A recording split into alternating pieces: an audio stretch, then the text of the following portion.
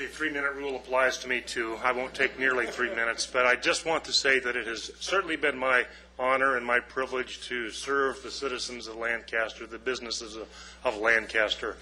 There's so much that had been done before I came, so much that needed to be done when I arrived, so much that we've done in the last 6+ years, and yet I feel that there are so many things still left to do. And somehow I feel a little bit remiss in not having that list lower than it is. But you know what? I think I gave it my best for all of you. I know that the 150 or so people that have worked in the department at our peak period, we're now down to about 120, trying to make sure that we live within budget means and so forth. But they have also given their all, and together we have managed to accomplish so many things that I personally go into my retirement being proud of. I try not to be a proud man. Sometimes it's difficult, and I'm really proud of the staff of the Public Works Department in this city. Thank you all.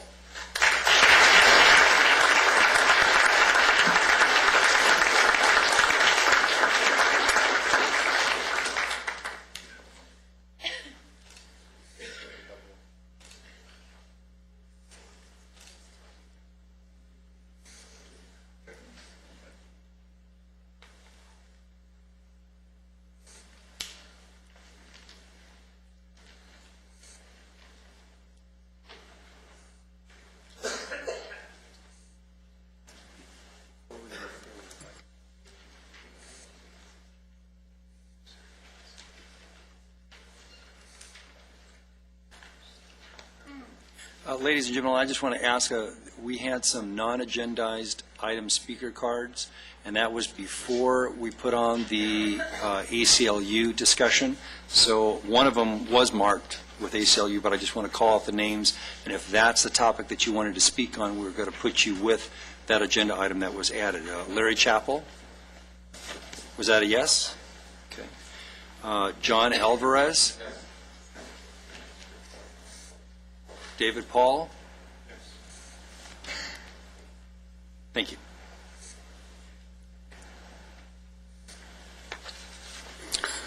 Okay, moving on to CPH1.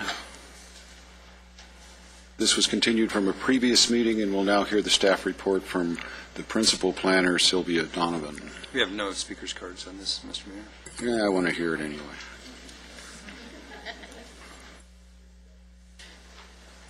Good evening, Mayor Paris and council members.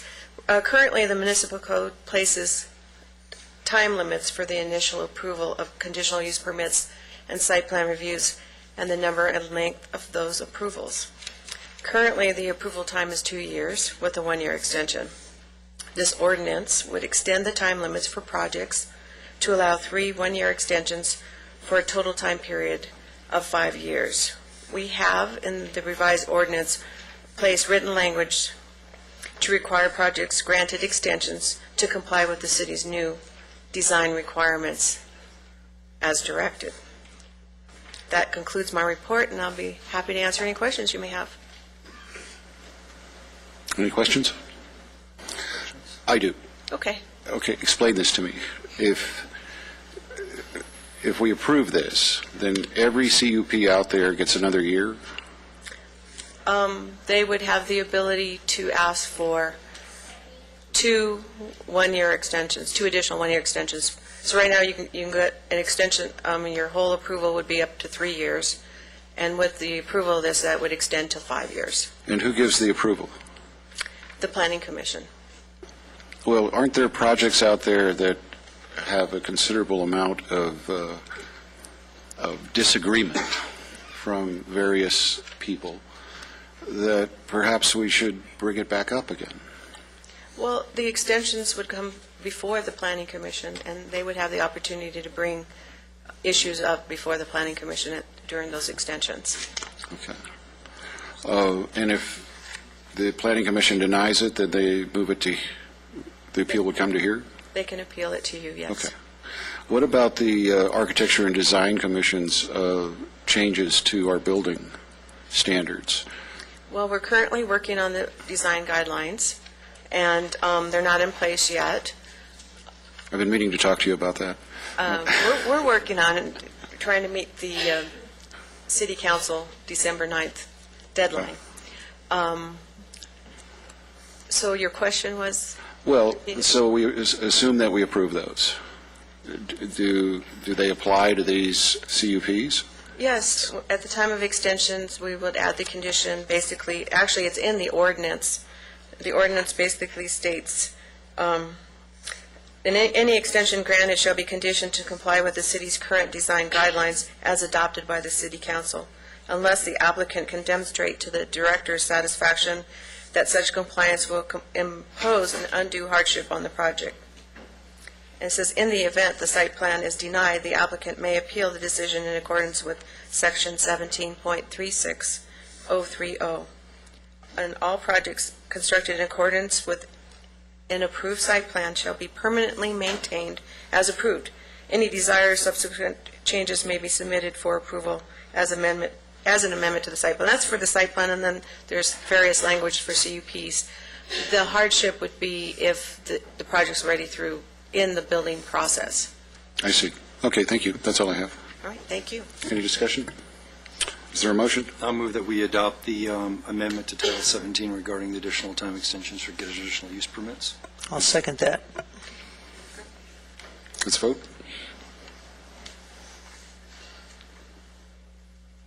It's unanimous. No public hearings.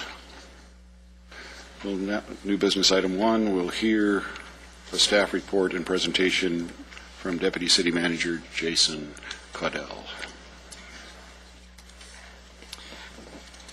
Could I ask I got to ask a question of Mr. McEwen. You know, my motion might not have been worded correctly. Usually you catch that when I make a mistake like that. I said I move that we adopt the amendment to Title 17, and I think I needed to move that we introduce the ordinance. Yes. Do we need to make another vote on that, or can we change what's the technicality of it? With I think it was unanimous with the unanimous. If not, unless without objection, we just change the. We just change it. The If motion that's okay to with read that. No objection. Consent. We'll change it to introduce the ordinance. Okay. Thank you. Okay.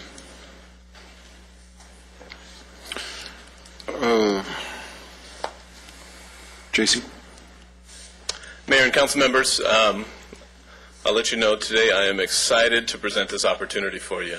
Not only because I have a personal passion for downtowns, but I think there's a number of members of this community who share my beliefs that downtowns can and do transform entire communities. Healthy, vibrant, excited downtowns transform entire communities. And today we're going to be starting that first phase of that redesign of downtown and sharing that with you, as well as we have with a number of members of the public. I must also start by saying that it's not as a result of one individual or city staff. It is a result of a number of different people, stakeholders that took part in this process in creating what will soon be the jewel of Lancaster. I think some of them are here today. I'll acknowledge them. The redevelopment staff, Vern and Heather specifically, have done a fantastic job coordinating the efforts of the streetscape design. And a lot of the business owners that sit behind me today and stakeholders that sit behind us today have had an integral part in making this happen, not only from the initial steps, but through this process as well.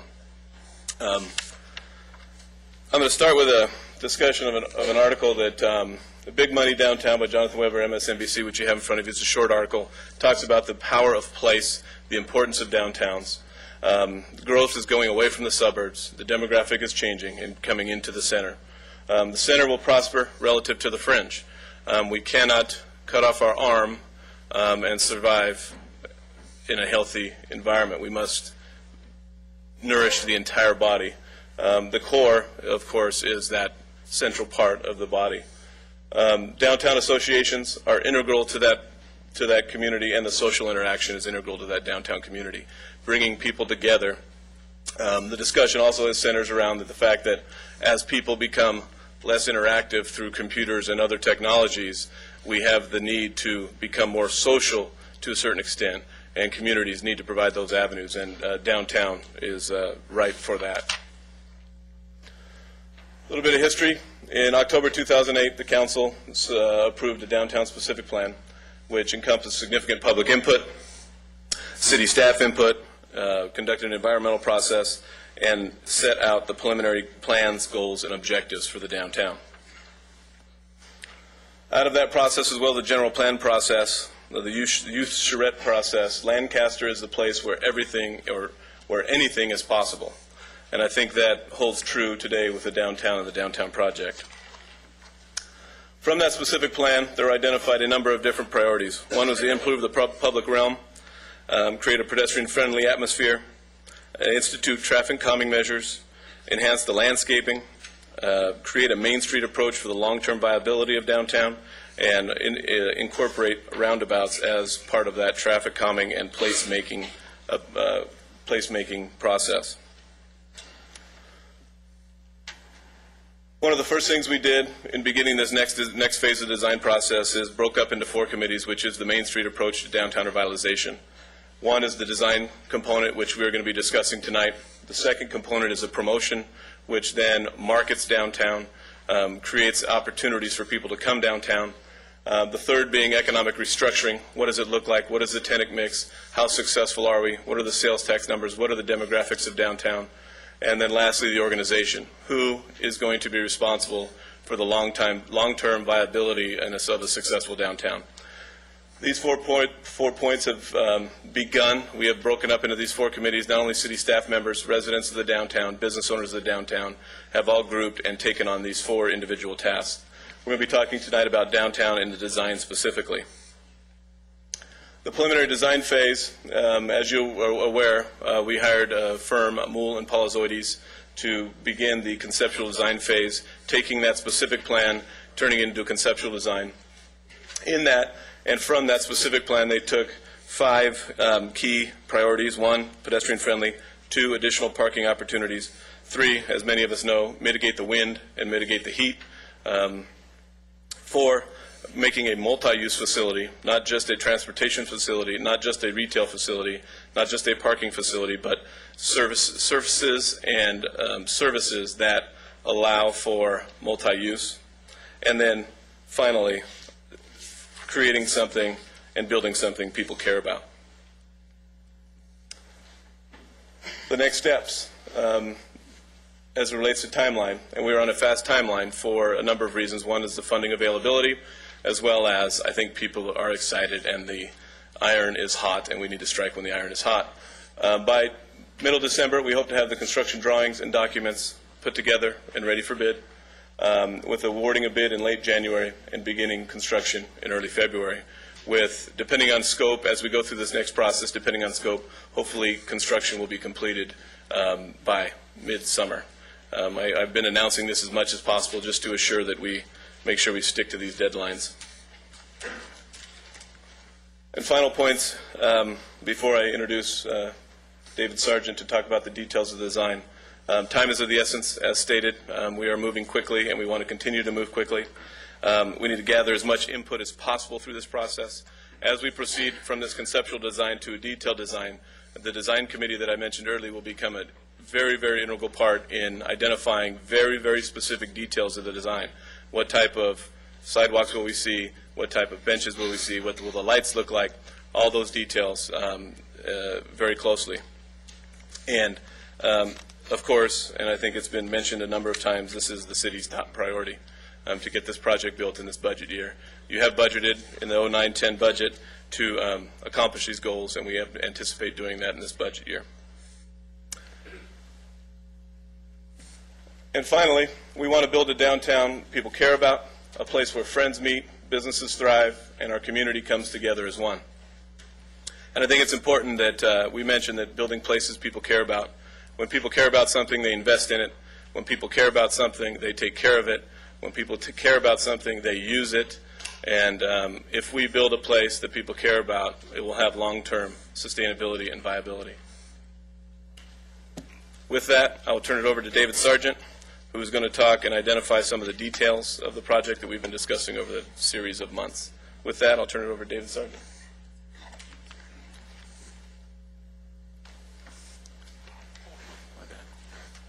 Thank you very much, Jason. Good evening, Mayor Paris, members of the council, thank you very much.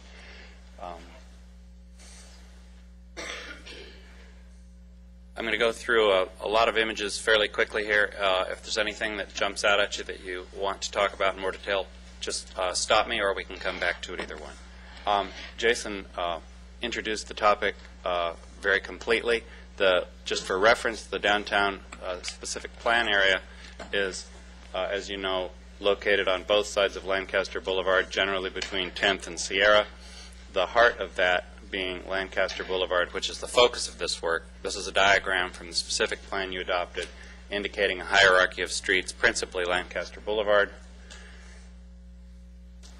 As we worked with your staff in making sure that we had the core ideas that should drive the design correct, we looked at the mission statement in your specific plan. I think you know all this very well. I won't read all of these, but wanted to let you know that we were paying a lot of attention to the work that had already been done, the ideas that the community had come together on, which are essentially, as Jason just described, but essentially making it a place for the whole community to come together for a wide variety of activities.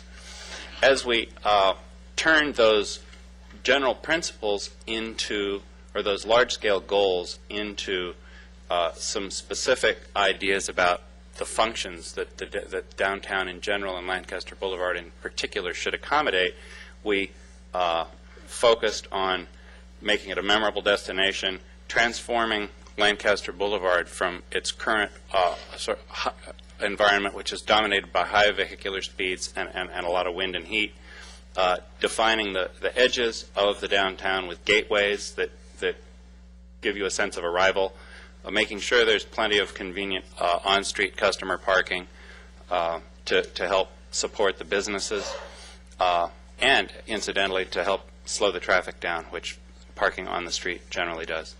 Make sure that the public landscape and the buildings provide a shaded environment. Make sure the streetscapes are adaptable so that special events of all kinds are well supported by the way the streets are designed. A lot of streets are just designed mainly for cars, and then anything else that happens there just sort of is on its own. We wanted to go the other way around in this case, and provide special locations for public art.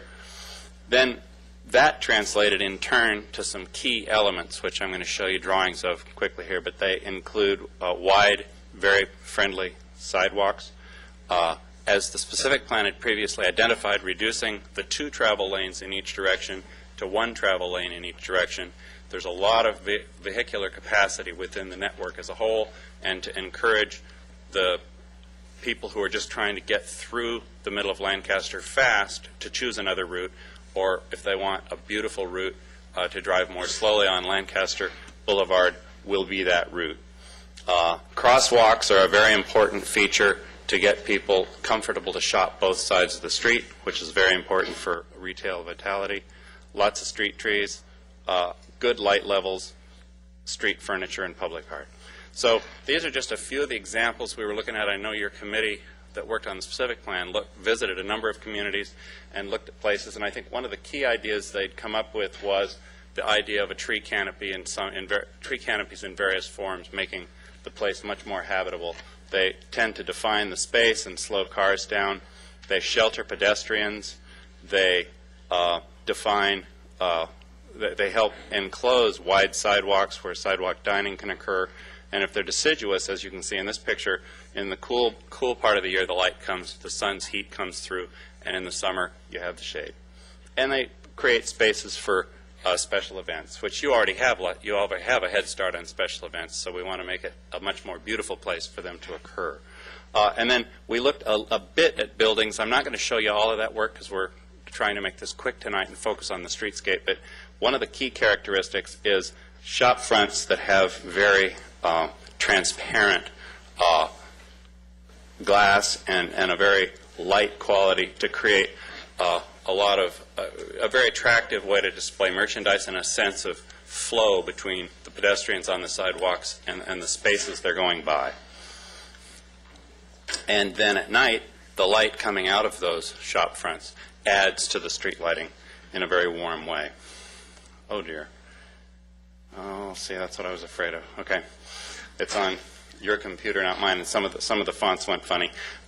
but I know what they are. So we're focusing, the elements that we're going to show you are the basic treatment of Lancaster Boulevard, a little plaza by LPAC, and special gateway elements at the ends of the street as you come in from 10th Street on the west and Sierra on the east. So the roundabouts that had been shown conceptually in the specific plan were shown as 2-lane roundabouts. We've done a more definitive design for them.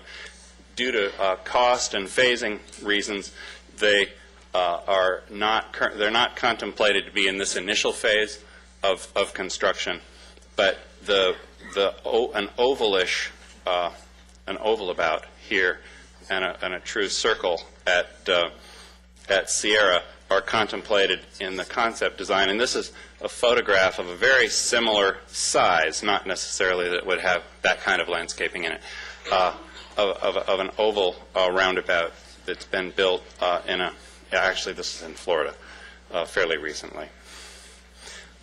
Another element is gateways. We're not actually, this is a very beautiful example of a gateway in another California city. We're not suggesting that gateways at the ends would actually span over the street. We're suggesting something more like this light that I took a picture of in Barcelona, where a major light element could be placed on both sides of the street to create sort of an incomplete arch that would have a public art element to it and create a really strong sense of arrival when you come in.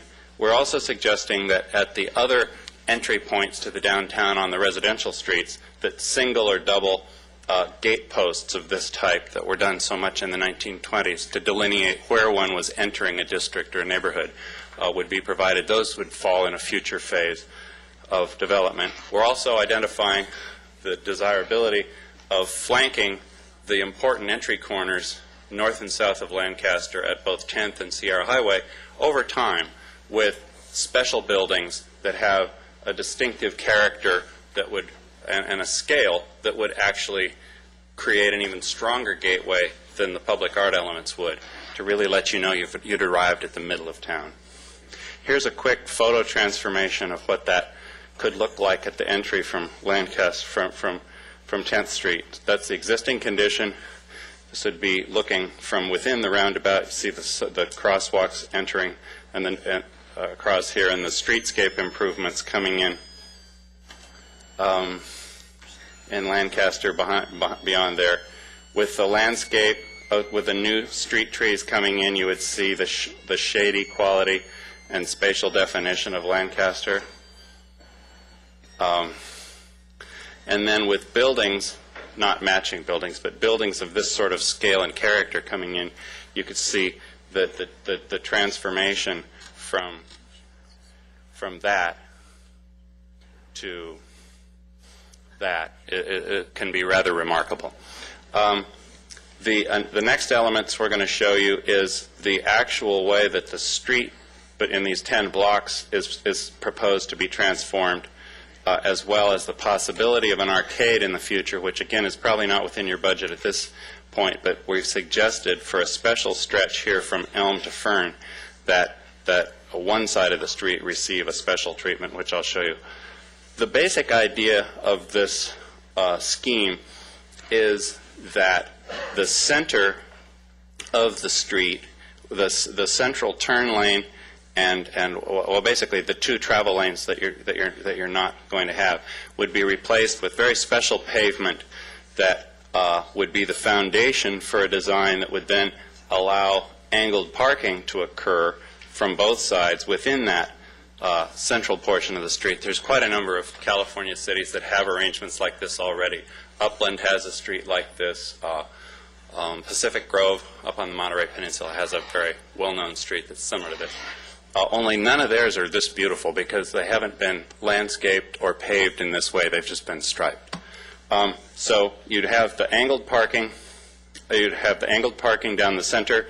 You'd have parallel parking on the sides, as it now is. And then the sidewalks would be replaced with the 6 feet or so of the sidewalk closest to the curb would receive special pavement that was similar to the pavement in this central area. And then a system of street lights on poles, which I'll show you in 3D in a moment, would come in to create both a promenade to walk down the center with lights hanging over your head, and these poles would be available for mounting Christmas lights and special event lights, perhaps even hanging some shade canopies, especially when the trees are still young. Then the next layer would be the existing street trees, supplemented in some cases along the sides. And right now there's a double row of street trees, and that really hides a lot of the shop fronts. We're suggesting some selective removal of some of those trees, keeping the best ones and keeping a very strong row of the mature trees you already have. And then planting a new double row down the center, probably London plane, which is an urban variety of sycamore tree that should thrive here. And then here's the finished illustrative plan. We're suggesting in the center here the little small circles. We have to work this out with your engineering folks. It may be that there's a slightly different design that works better here, but the idea is that it helps facilitate people making safe turns here, where you can turn here, hang for a minute to make sure it's clear, and then go on across. So the cross section would look something like this, with the buildings on the sides, the wide sidewalks with the street trees. These palms or other tall vertical tree, we still have to figure that out, are suggested to mark the mid-blocks to create a sense of procession as you come through each block, not to be in rows down the streets, but to mark the mid-blocks, especially where there's mid-block crossings. And then have these lights at the center mounted from poles. This is probably a little shorter than they'd actually be, to provide warm light in the center here in this space between these rows, and then lower, much lower, and nicer light than the current light fixtures provide on the pedestrian way at the edge. This is the original Ramblas. It's in Barcelona, and it's a similar area. It's a specially paved area. They don't park in it. They don't allow that many cars in there, and they have a whole different paradigm there than we do here. But you need the parking some of the time, and then other times you can have special events like this. They have these mature rows of trees. This is a similar one in a little town in Spain that I took pictures of that's actually more the scale of this, and they have street fairs and flea markets and farmers markets and everything else there. One of the interesting things about this, and I didn't bother showing you pictures, the buildings here are really unremarkable, like some of the existing buildings on Lancaster Boulevard. And when you're in a space like this, the exact nature of the buildings matters a lot less. Over time, I think your building stock can become remarkably wonderful, and in the meantime, this is a very good strategy. It makes just a great place for people of all ages to get together. Here's a couple diagrams that we've given you a written report. You can look at that at your leisure in more detail, but this is illustrating how you can close off a block and set up the tents related to a farmer's market in the travel lanes, and then the people, the shoppers, walk up and down there under the trees. Here's another version where people could stand under there watching the parade, and the parade could come along one of these sides, with the parking, of course, taken off during the parade. Creating a very flexible, multifunctional space. There's the idea about a potential arcade is that on one side here, in one or more blocks, you could construct an arcade over the sidewalk to provide an even greater degree of shade and wind protection and spatial enclosure that could, even if it was wide enough, could have dining within it. Here's actually an example from that same street in Barcelona where the arcade is next to the Ramblas. Here's an example in Ojai of how a similar space was made. Finally, we're suggesting that where you have some of these alleys that come out and meet Lancaster Boulevard, we think several of them probably aren't really needed for vehicular service. We think there's good access that comes from the side streets through parking lots and alleys behind the buildings. So some of these could be transformed into small pedestrian spaces, because the wind generally comes down Lancaster, and so these little spaces tucked away to the side are sort of precious little wind-protected areas that might be very nice for outdoor dining. Here's an example of a similar place in Pasadena where those spaces could be converted to something that's quite valuable to the adjoining properties. Here's a sketch of how a plaza next to the LPAC building could work with a new pavilion that might have a restaurant in it toward the back, and then perhaps showing movies at night on the side wall of the theater with perhaps a fountain down underneath there and a few trees to make that a very pleasant space, sort of right bang in the center. These are some sketches showing how that arcade might look in relation to the Ramblas down the center with cars parked in it. We have also done some studies, which you have in that report, showing how some of the existing one-story buildings with some fairly simple facade improvements could start to participate much more nicely in your growing urban core. We're making places for all kinds of public art, which is going to be integrated in the next phase. They're pretty. There's a variety of styles here, and it can and it could be temporary exhibits of that sort of kind, and it can even be small pieces that are just integrated into the street furnishings that elevate elements that you had to have anyway, but brings them up to the level of art rather than just something you bought. And then I'm going to end with a couple photo transformations here to give you a sense of how this could change the way the place looks and feels. This is looking, well, there's LPAC, and so we're standing around Elm looking along the facade. So just for starters, if the Ramblas goes in down the center, you have a much shadier, cooler space that feels much more, well, it feels contained and I think sort of friendly to a person. If you then built the arcade in front of that existing building, it would look something like that. And with the increase in the number of pedestrian-oriented businesses here, you could generate street life that begins to look like that. And here is a shot down the center showing the existing condition looking to the east.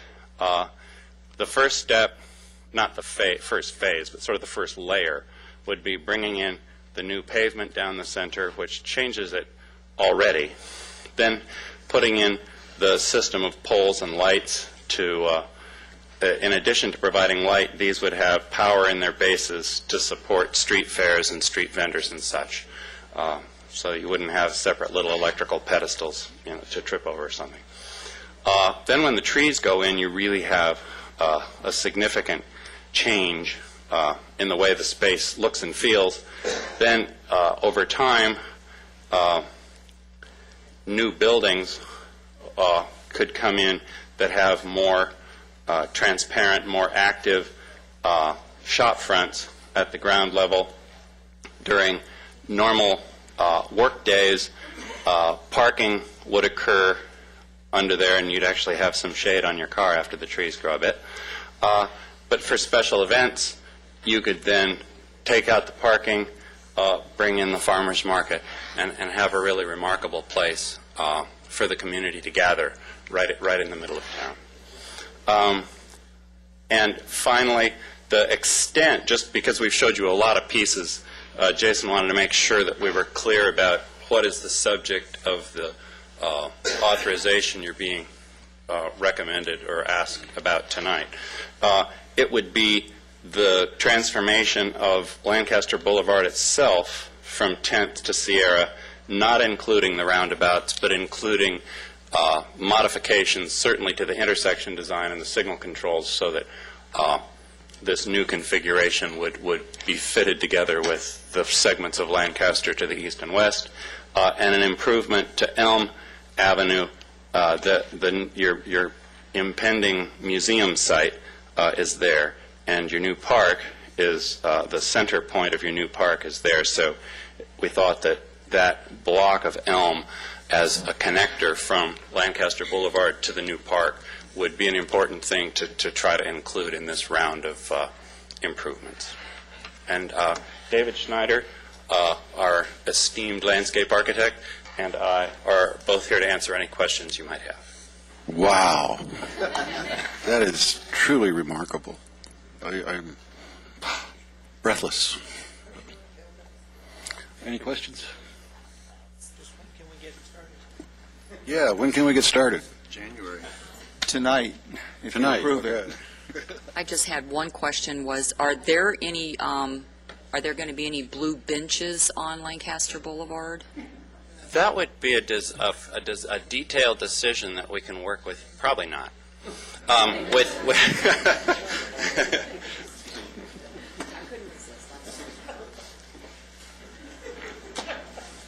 What color are those benches?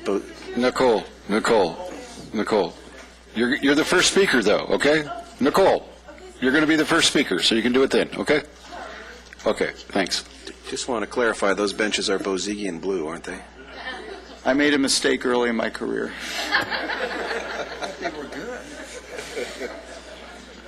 If it was me, I'd have billboards on the benches, so, you know.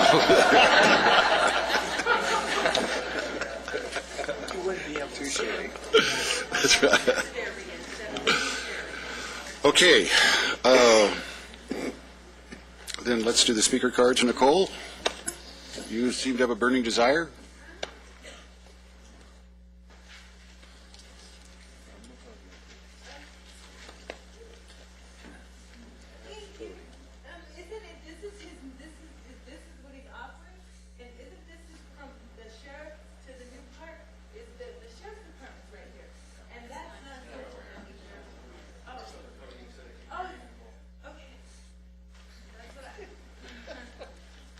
I'm good with it.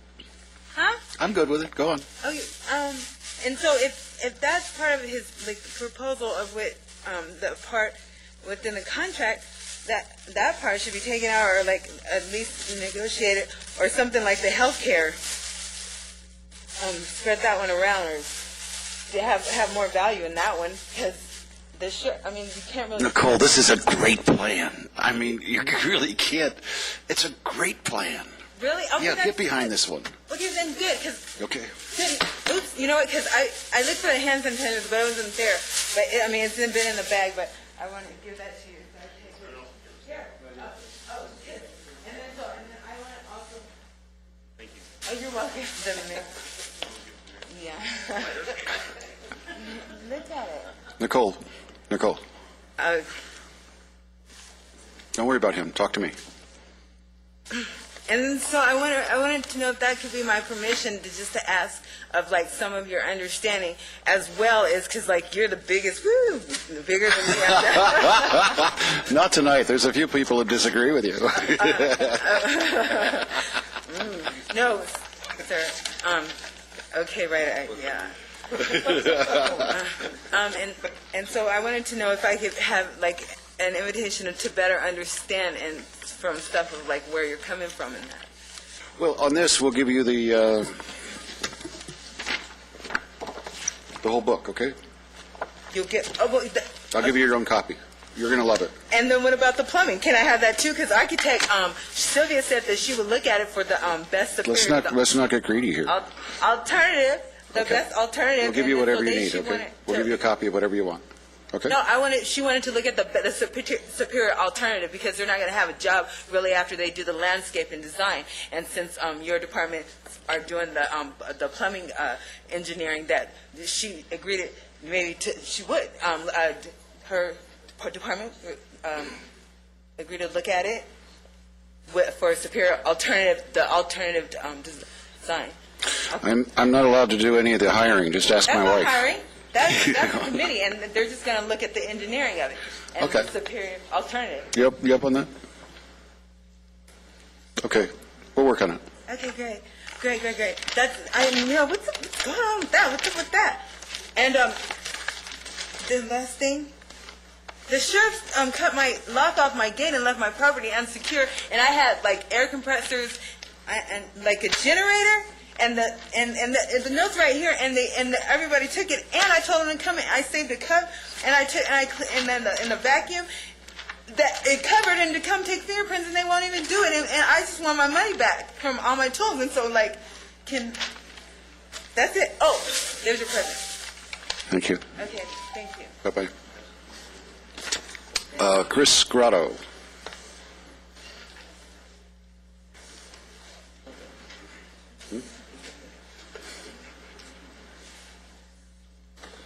Good evening, Mayor Paris and members of the council. It sounds like you already really like the plan, but my name is Chris Grado, and my wife and I are the new owners of George's Cleaners.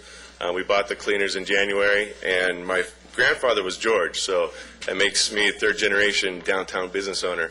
And we just want to talk about the excitement that really is creating downtown, the excitement that my grandfather would have. I mean, he would just be really pleased to see all that's going on.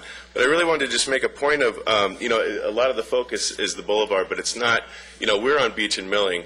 We are a downtown business, and we're just as excited. It's not just the boulevard that is really feeling the excitement for this. There's a sense of synergy, I think, that's happening all around the area, that everybody kind of wants to be involved in it. And as the city starts to make these improvements, I think the business owners are going to want to continue with that synergy and be a part of it and do our own improvements to our businesses. So I think this is a wonderful plan.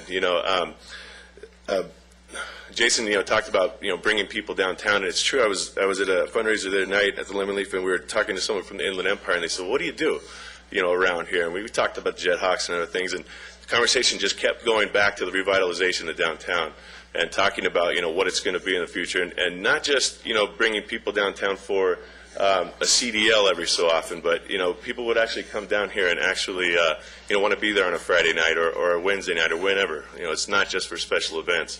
So I think this is a wonderful thing. It's giving everybody around the area a sense of pride, kind of a renewed sense of energy in the whole area. And I would just like to say that it's a wonderful thing, and I'd like to thank you for your time. So, Thank you. Merle McLaren. Did I get it right? I'm terrible with names, sorry. Well, this is an easy one to speak on. I'm Merrill McLernan, architect, and been on the Boulevard for 12 years. And it's been a long 12 years. When the city started doing this and it became everybody's project, not just mine, not just theirs, it's all one team that worked. We're going to take Lancaster Boulevard, which is now a thoroughfare, and turn it into a focal point. Sense of community, place for people to hang out. It's good for business. It's good for casual people. And it's good for Lancaster. I have just a few concerns. One, hopefully we're buying large trees. It's as large as we can possibly find to go down the middle. And the other one, during construction, I've already heard about a possible plan to mitigate the effects on the businesses. I want to make sure that that happens. Other than that, I'm all for the project, and I'll stay involved. Thank you. Thank you. Lindy Park.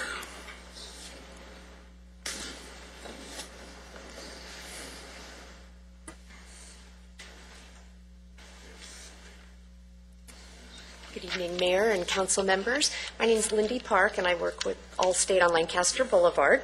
And I'm here to express my support this evening for the downtown revitalization. I live downtown. My hairdresser, my dry cleaner, my tax guy, mechanic, many of the services that I use are located downtown. And I'm really excited to see these changes. I feel strongly that it's important to grow, and this redevelopment plan is really going to be a wonderful thing for the city. So I just wanted also to thank Heather and Josh and all the folks on the Boulevard Committee who are working so hard to put this together, and just say that as an employee on the Boulevard, I'm really looking forward to the benefits that this is going to bring, and thank you for your time this evening. Thank you. Valerie Orcutt.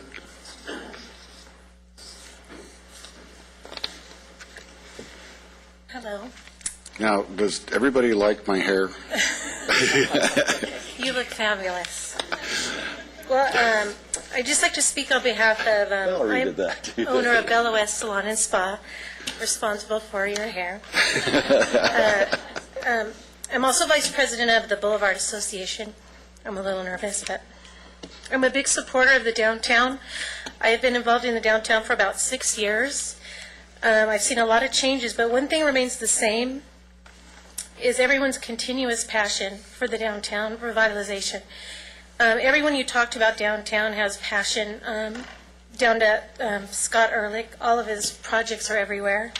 Our new deputy city manager, Jason, I remember when he first came to our lots meeting, I think he said something to the effect, I might have got it wrong, but he said, Don't just say it, let's make it happen, something to that effect, and he's done just that. Heather Kennedy has been awesome. I think she's a great asset to the city. Vern Lawson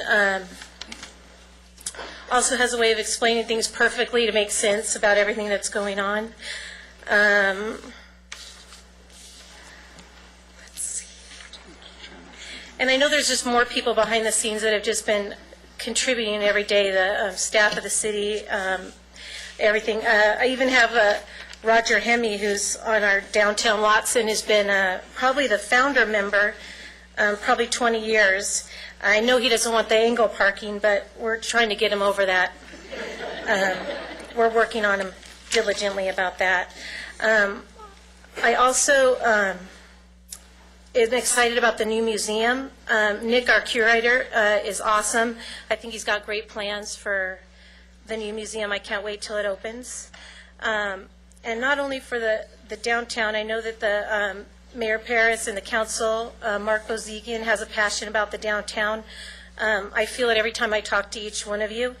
As a business owner, I'm really excited about the future of the downtown, and I thank you for your support. And as you can tell, I'm for this revitalization of the downtown. Thank you. You know, Valerie told me that the meetings they have are now standing room only. Yeah, I mean, that really is citizen engagement in a profound way. And look at the end result. It's going to be absolutely magnificent. And that wouldn't have happened if that involvement wasn't there. So thank you. Josh Mann. Mayor Paris, members of the council, come before you tonight and bringing you another one of your game changers. I think in the past, year and a half, we've seen the musical road, the stimulus package, e-solar, the leadership academy, the go-kart Grand Prix, which is coming up. And it's all about not only doing something, but doing it to the best possible way it could possibly be done. And I can't think of anything more definitive than the revitalization of downtown.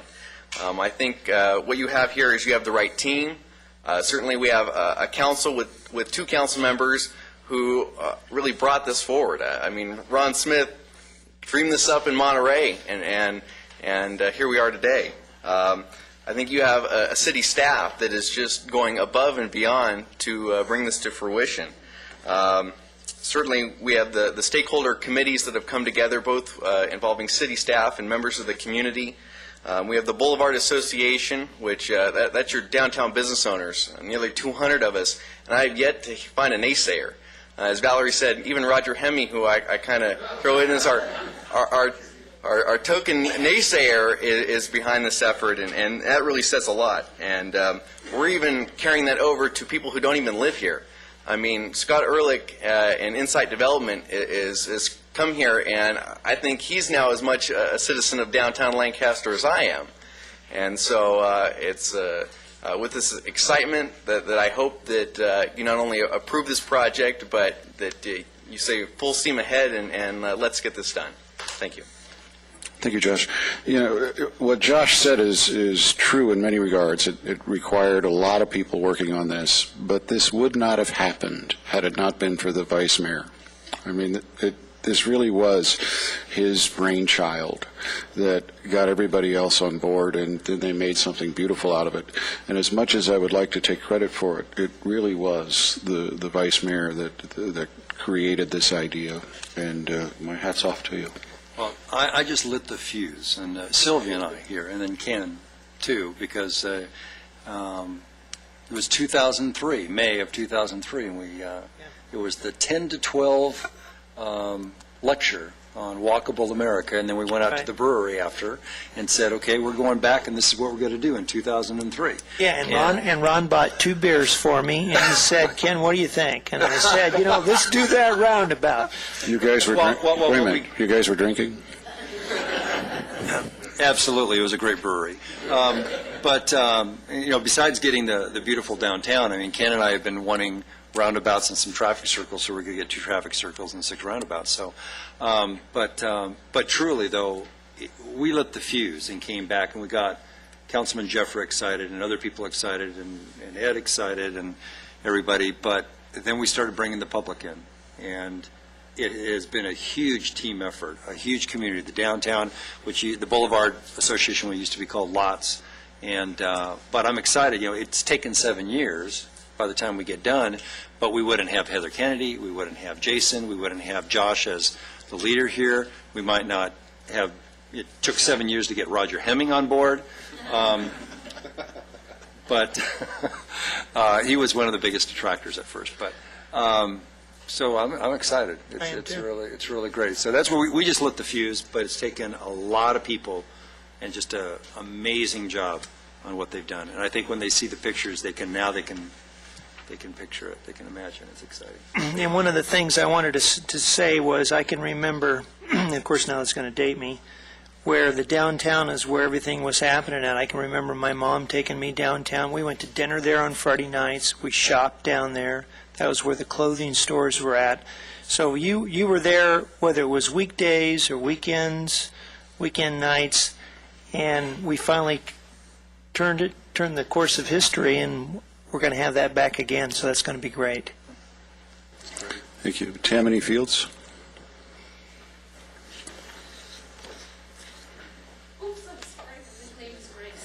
Maybe even Tammany will shop there.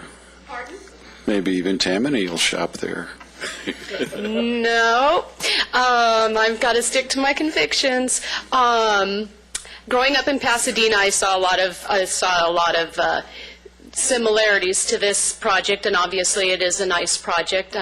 The Spain stuff kind of worries me, though, that we might have the running of the bulls, although, of course, this is Lancaster, so it might be the running of the pit bulls.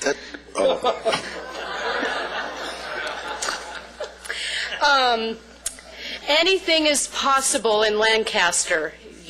That's what the gentleman said. Is it possible there could be a 7th Walmart? Could it be on Lancaster Boulevard?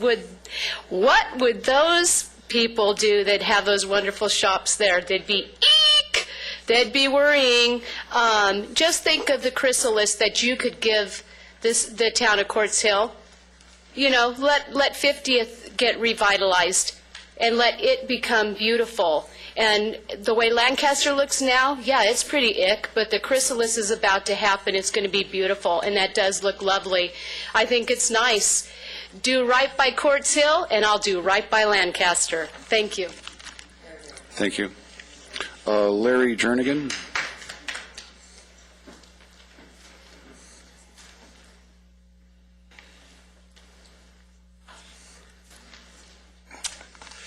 Well, I'm glad you're still here. Yes. His card says if I'm I still wasn't here. sure. Mayor Paris and members of the council, good evening. I am Larry Jernigan. I'm a past president of the Lancaster Old Town site about 5 years ago, I think, and a few other organizations in the valley here. And I support this change in the downtown. I have sentimental ties to Lancaster Boulevard because in the 60s I used to cruise Lancaster Boulevard. Even though I lived in Palmdale, the place to be was Lancaster Boulevard, and come over and cruise Lancaster Boulevard. And some of you, I'm sure, remember that too. So it's a special place for me, and I'm so excited that we're going to make it a special place for this generation and generations to come. And the reason I'm here is that I noticed there was one thing missing on the boulevard, and I've spoke to many of you individually over the years since I was president, and I started promoting this when I was president of the Lancaster Old Town site. But there's one thing that's missing, and that is a community clock on a pedestal downtown. I agree. I absolutely agree. I told him about the community clock. We have a dispute between the mayor and the city manager about the community clock. But I want you to know that I absolutely agree with you. All right. Thank you very much. And I've even found Mark in the coffee shop in Quartz Hill, of all places, and lobbied him there about the clock, too. So just tell Scott Earl he'll build one. And all right. Now, here's the kicker, though. Roger Hemme is in favor of the clock downtown. Yeah. And he's been Wait a minute, kinda carrying you're the supposed torch for to, me. you're supposed to be here trying to get votes. So he's been kind of carrying the torch for me, I think. But anyway, if you can win over Roger. I will make a commitment to you. Okay. I will use all of my mayoral powers, as minor as they are, to get that clock. All right. Thank you. And I want to congratulate Randy on his retirement, and I agree with you. You did a great job here at the city. And I'm also a business owner downtown, All Valley Surveying down here, so it's a great thing for me. And I'm just sorry we didn't get the clock before you left. The boulevard is a living thing, and a clock could still show up at any time with community sponsorship. Even before Roger leaves, I bet.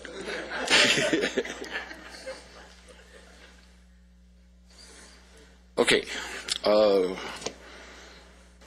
That concludes the speaker cards. Any discussion?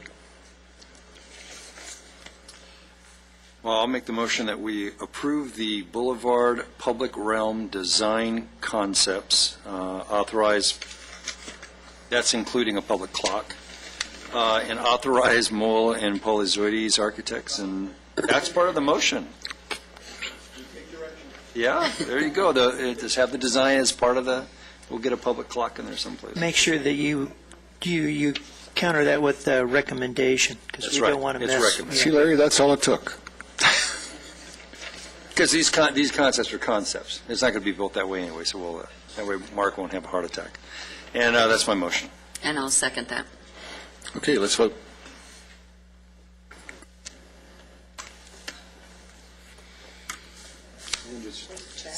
It's unanimous. Can we take a quick 5-minute break? Yeah, let's take a 5-minute break. After the break, we're going to move the ACLU item to the top of the list, and then we'll move.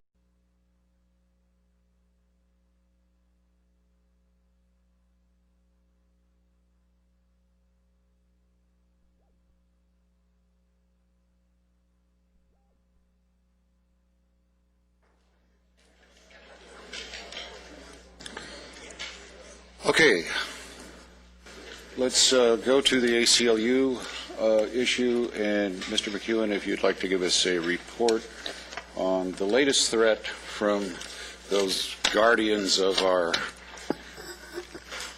Civil liberties, according to them. I would agree with that if I actually saw them doing that, but I rarely see it.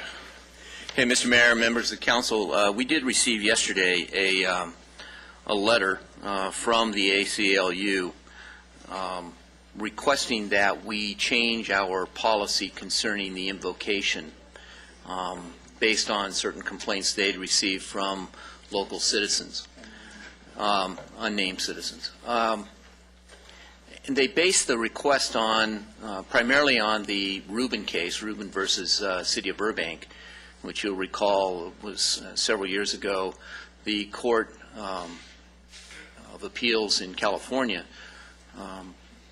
upheld a Superior Court case in which they concluded that the invocation used by Burbank, and just to give you the factual details there, they did a rotating invocation, invited various ministers of various faiths to give the invocation. On one occasion, the invocation ended with the words in Jesus' name, and that brought a lawsuit, and the Court of Appeals determined that, notwithstanding the Marsh versus Chambers U.S. Supreme Court case, that the First Amendment did not allow that type of invocation at a legislative meeting, to open a legislative meeting. And they ignored the fact that of the number of prayers offered as invocations at the Burbank City Council, only about 20% of them ended in that manner. The other 80% may have referred to other religious deities or didn't have anything at all other than maybe amen. That is the law in California right now. That is the law that is precedential for us. But when you review the federal court cases that have come down, both before, including the Marsh case, the Supreme Court case, subsequent Supreme Court cases, and certain district or circuit court of appeals cases, there's a distinct divergence of opinion among the federal judges versus the state judges in this case about what is permitted in the form of a legislative invocation. Most recently, there were two cases decided in 2008, in which one was in the 11th Circuit and one was in the 4th Circuit. In the 4th Circuit Court of Appeals case, it was actually, the opinion was actually written by retired Justice Sandra Day O'Connor. And she referred to the Marsh case, and she said that the key thing about that case is that it is not up to the courts to parse the language of individual prayers. That so long as the prayer opportunity is not used to either advance or denigrate another religion, that it is permissible, notwithstanding the fact that it may have religious referrals. In the 11th Circuit Court of Appeals case, out of a challenging a county in it's Pelfrey versus Cobb County in Atlanta, or in Georgia, the court went through a very lengthy analysis of all of the cases dealing with the subject of legislative prayers, and concluded, as did the 4th Circuit, as did the 10th Circuit, that Marsh stood for the fact that legislative prayers were permitted under the Establishment Clause of the First Amendment. And it was as long as those prayers were not used in a manner that would advance a religion or disparage another religion, they were permissible. Now, so I think the Rubin case, looking at that federal law and the federal cases that have come since, I think the Rubin case is, for lack of a better term, wrongly decided. But it is the law in California right now that we have to, and it's in a district that we are in. It's the 2nd District Court of Appeals. So if the case went to the state courts, those courts, the Superior Court, certainly in L.A. County, would have to follow the Rubin case. So there's some risk there. But in the federal courts, I think it's becoming fairly clear that they are consistently following the real ruling in Marsh, which is that it's not up to the courts to go behind the individual words used in the opening legislative prayers, and it is up to that individual's conscience on how he might present that prayer at a council meeting. Now, does that mean that every prayer that's offered at a council meeting can end in the name of Jesus Christ? I don't think that's what those cases say. In the Pelfrey case, the Cobb County case, they had a policy of, at the Board of Supervisors level, of adopting a list of all of the potential religious organizations that they found in the yellow pages of the phone book. And they would then pick on a random rotating basis from those. First they sent a letter to all of those entities. They got back those responses from those that would volunteer to provide the invocation. From that list, they then picked on a random basis, a rotating basis, the person to present it. And they were free to offer whatever prayer they chose to offer within their own conscience. The Planning Commission in that case excluded a number of various faiths for a couple of years, and then they adopted the Board of Supervisors policy of just the rotating random list.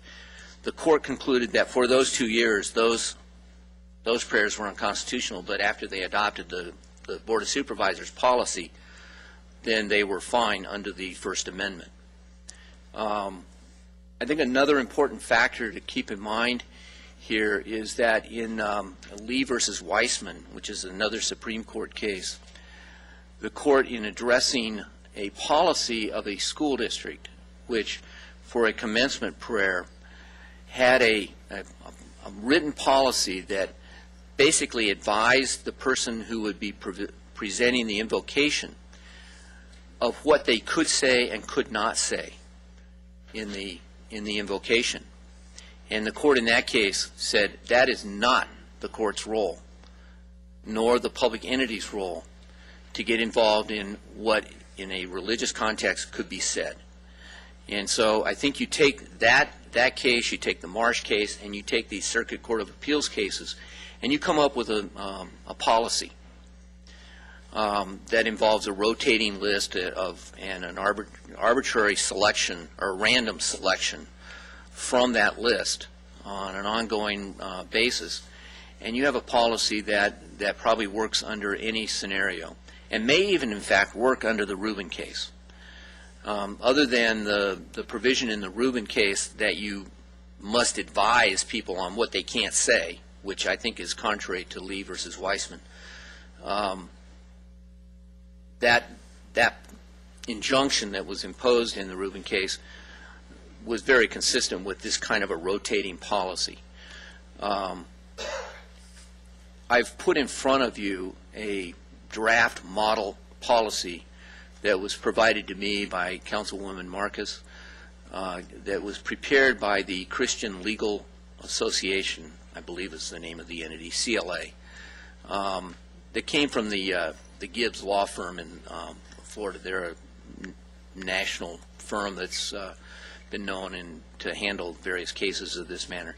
And they put together what I think is the beginnings of a fairly workable policy. It might take a little bit of tweaking here and there, and that's why I've given each of you a copy of it. My recommendation would be that we consider this and bring it back at a future meeting to adopt a policy of this kind. That's, again, I think it's up to you on how you proceed on this.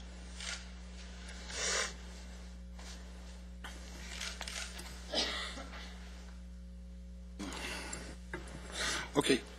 Obviously, we can't do it today, but we all have it. Let's do the speaker cards, and then we can discuss it. Okay? And, who knows? If it goes bad, maybe the mayor ends up in jail and, you get a new mayor. Okay. John Fletcher?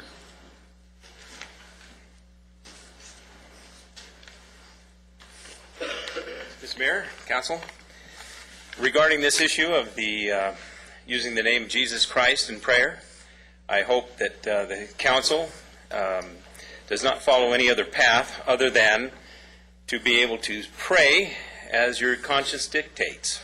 Prayer is not a formulated thing that is dictated on paper and say this is the words that you must use to say a prayer. A prayer comes from your heart and from your mind and from the Spirit that teaches you that Jesus Christ is the foundation and the basis of all our laws and rules.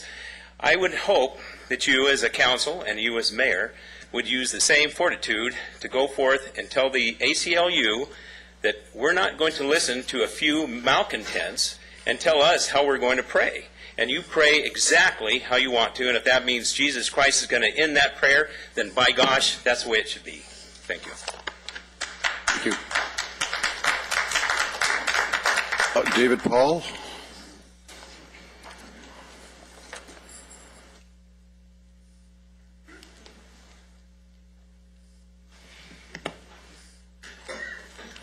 Mr. Mayor, Vice Mayor, and Council, good evening. Mr. Mayor, I'll give it to you. You swing for the fences. I have so many pictures of Jesus in my house that if you were to come into my house and not know me better, you'd think I was some sort of religious freak. I'm not. I just love Jesus, and I consider myself more spiritual than religious.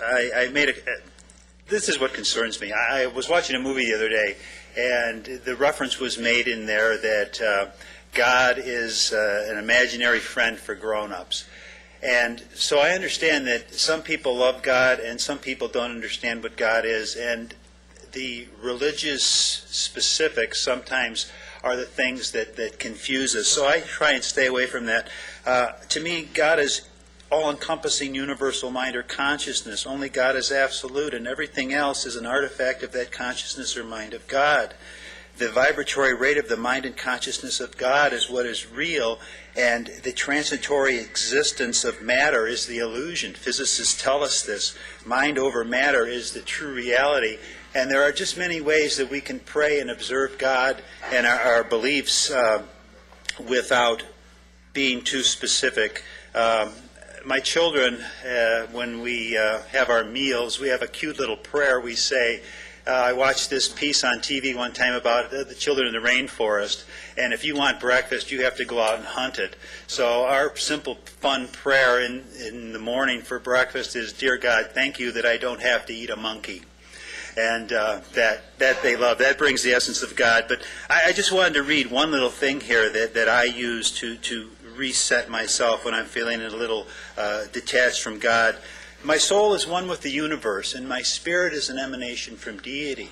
I am commissioned by the Infinite One to assist in the scheme of His creation. I am assisting in the progressive evolution of creation, and in so doing, my soul and its infinite possibilities are progressing in proportion to my desire to use all my powers and possibilities in spirit and in truth. And that's it. God is everything. We are all a part of God, and we have to find a way to let God be part of our lives without having the division that comes from having specific ideas. Thank you very much. Thank you. John Alvarez.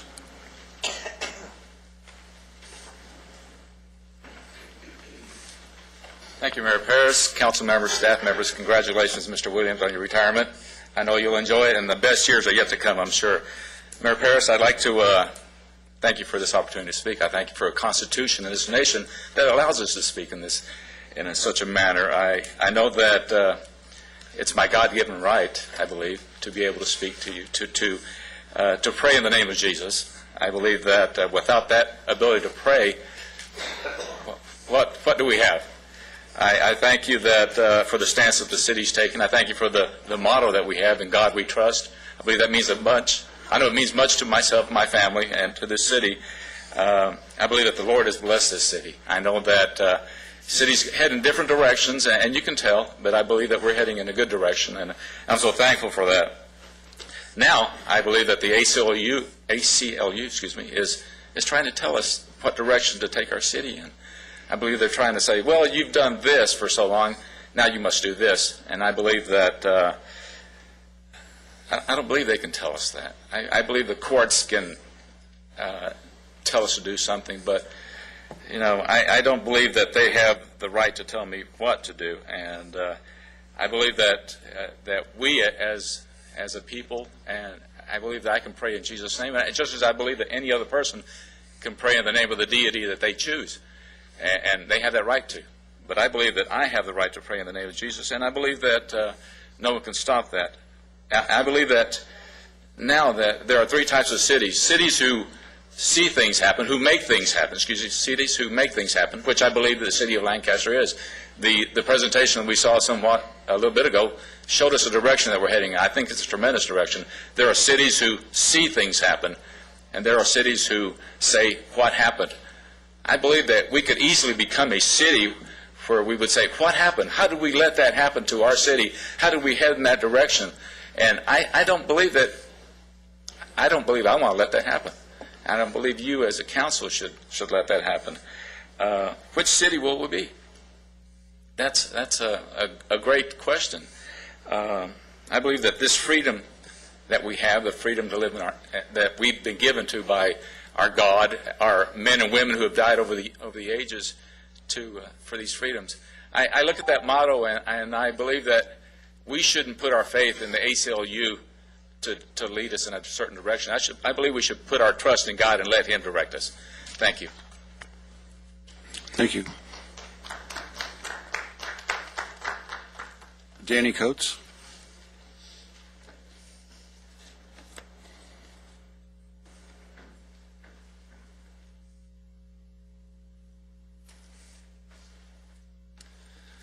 Thank you, Mr. Mayor, and the members of the council. Thanks for allowing me to be here and speak. I'd also like to thank you, before we get any further, for the efforts that you've done over the last couple of years of bringing crime down in the city. Appreciate your efforts. You guys have done a phenomenal job. Captain Anderson, appreciate him, and the fine men and women of law enforcement here for what they've done. I do find irony in the fact that the champions of the First Amendment would want to ride in here on a white horse and tell us what we can and can't say. I'm not going to get into a theological debate. It's just the irony of it bothers me. They would prevent me from leading a prayer in here saying a certain name, but would fight to their dying breath to allow me to use that name in some type of profanity in this room. I find great irony in that. It's just, we've got to have some people that will just stand and say, okay, enough's enough. It stops here. We're going to be somebody who will draw a line in the sand, and it's not going to happen anymore. We're going to stand and fight this. The young man mentioned in his speech about the flag, I was born about 2 months after that 50th state came in the Union, and a lot's changed since I was a kid. A lot of that change falls back on the shoulders of this group, and I don't think it's been a good change. The CC9 in our agenda here, if they find out really why you don't want to have the council meeting those 2 nights, you can expect another letter, I would think. Okay? The gentleman did the presentation. He made the reference hanging Christmas lights. Expect another letter if you do that. You know, eventually somebody's going to say, this is idiocy. It has to stop. And I know some lawyer will come up here after me and talk about what a nut I am, and I don't know what I'm talking about. I'm not a lawyer, okay? But 32 years ago this month, I am, and I haven't heard anything nutty yet. 32 years ago this month, I stood in a freshman ROTC class and took an oath to defend the Constitution against all enemies, foreign and domestic. I never took that oath back, and this is just my continuation of fighting that fight against what I consider to be a domestic enemy. I'd encourage you to do what you know is right. I appreciate the work that you guys have done, and we'll be there to support you as a community when you make that decision. Thank you. Thank you very much. And Pastor Larry Chappell.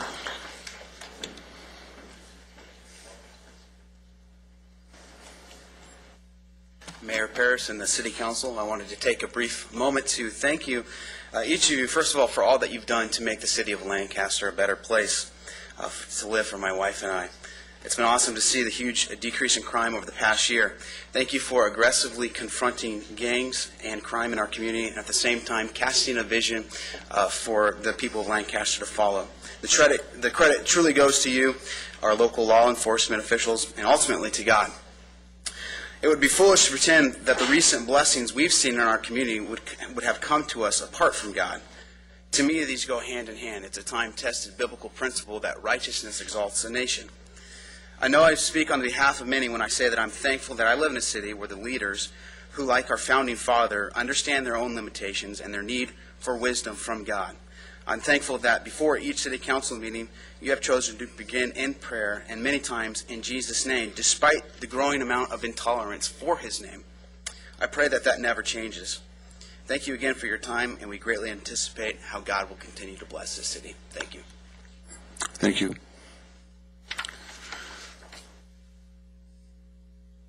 I guess that concludes the speaker cards. It astonishes me the number of speakers we have on issues, and we don't have more speakers on this issue.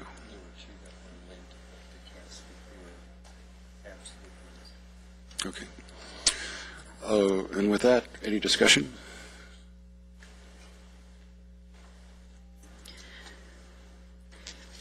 Well, I read through the letter from the ACLU, and it starts out with the ACLU has received a number of complaints.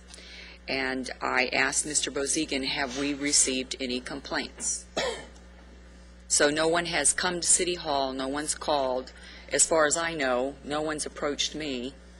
No one's approached any of you, I assume? Okay. So it concerns me that they wouldn't come to us first and just ask. If there's someone who has a pastor or a religious leader here in Lancaster that they wanted to come to City Council and give an invocation, why they did not come and ask. So that puzzles me. Mr. Fletcher said something about not going to listen to the ACLU, which I appreciate, because that's the same way I feel about it. And you said just because a few malcontents. We haven't heard anything. So we didn't know. We weren't aware that someone, maybe wants their pastor to come and pray. The other thing in the letter, I was puzzled about, because it says government-sponsored sectarian religious prayer. And I don't believe that it's government-sponsored. It's voluntary, as far as I know. So I was confused a little bit with that. I couldn't figure out what that word sectarian meant. Well, I actually looked it up. Okay. It's means specifically one sect of a religious organization. So, in this sense, I guess what they're criticizing is Christian. Yes, sir. The real problem with the terms sectarian and non-sectarian is not in defining them, but in applying them. And, for example, King of Kings, is that sectarian or non-sectarian? I don't know. I would guess probably non-sectarian, yet it's used frequently in a Christian prayer. There are other examples of that same kind of dilemma when it comes to applying those two terms. The court in the Pelfrey versus Cobb County case went through that at length and concluded that it's not the role of the courts to delve into theological theory and to decide those fine lines. It's not a bright line argument. There's just no bright line here that you can say, yes, this is sectarian, no, this is non-sectarian. It's not possible. And it's certainly not the role of the courts to make that kind of decision. And that's what the Federal Circuit Court of Appeals have been dealing with, and that's where they have based their decision that it's not their role to delve into and to use their term, parse, but to go in and analyze each word of a particular prayer. Thank you. Well, when someone says King of Kings, I think Lord of Lords, and I know personally who that is. But back to my thoughts on it is the history of the American people and our founders.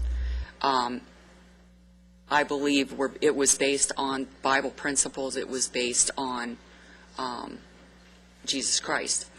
But I also know and believe that the ACLU, as other people, are chipping away at the American values.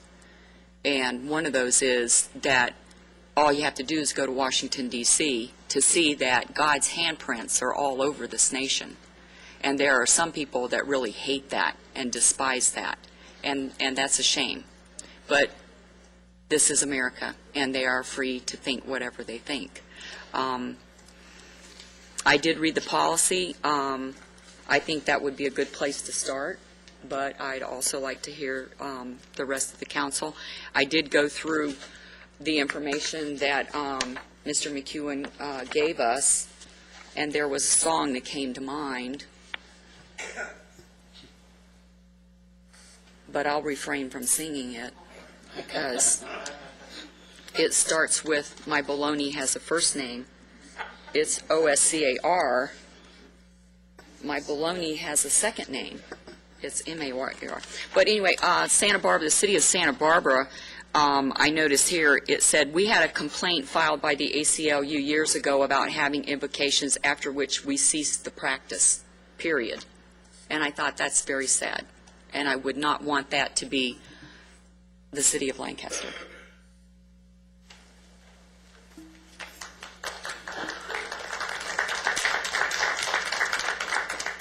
Been a while since we heard that. I usually don't tell stories, but let me tell one. In 7.5 years, I've only missed one council meeting, and that was the day that a very dear friend of mine passed away. I was a fire captain of the city, Captain Dan Elkins. And Dan told me a story once, and it's 100% in line with my way of thinking on this. When he was a firefighter, he worked at a station with another firefighter who was in a battle with the county of Los Angeles over whether he could have a men's magazine in the fire station. And I know it got some press, and one day he and Dan had a conversation, and this other firefighter said, you know, Dan, I know you're a Christian, and I know you probably don't like me doing this. And Dan said, didn't give him the answer that he expected. He pulled his Bible out of his locker and said, if they say you can't have that, then they're going to be able to say, I can't have this. My point is this. When all this is said and done, I'd like to see a policy where the speaker, the person giving the invocation, has the maximum amount of freedom that we can allow for them to pray how they'd like to. If there's 100 people in this room, there's 100 different ideas about the right way to pray to their God or their Creator or their higher power, whatever that entity is to them. And my point is, I'm willing to hear prayers or invocations that I don't agree with 100%, as long as it allows the speaker to be honest with their Creator and pray the way they feel they should.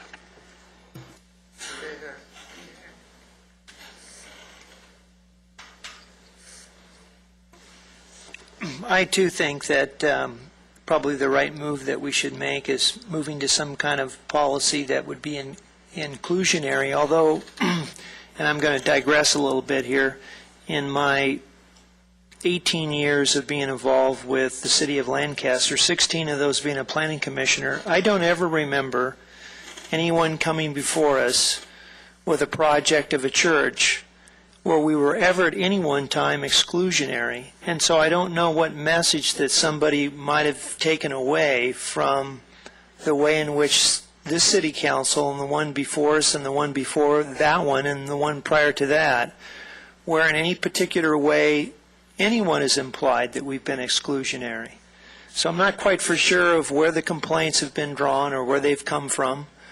I know for a fact that I haven't gotten any. And I think that's the right way. We need to continue down the same path we've been on for at least 20 years that I know of. And figure out some kind of a policy that we can be inclusionary and hopefully will solve the problems of someone feeling left out.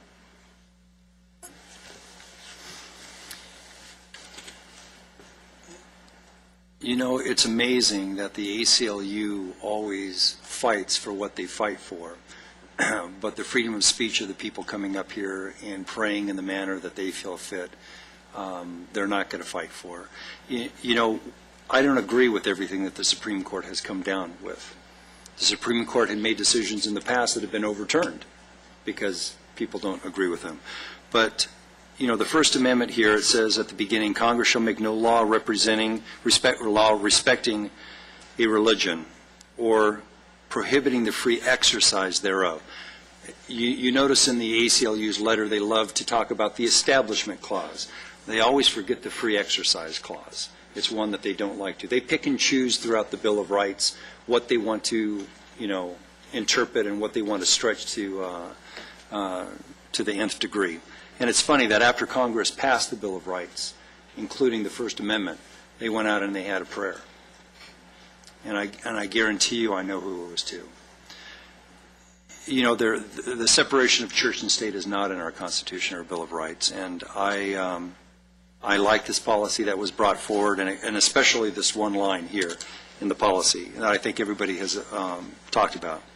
And this policy says this opportunity is voluntary, and you are free to offer the invocation according to the dictates of your own conscience.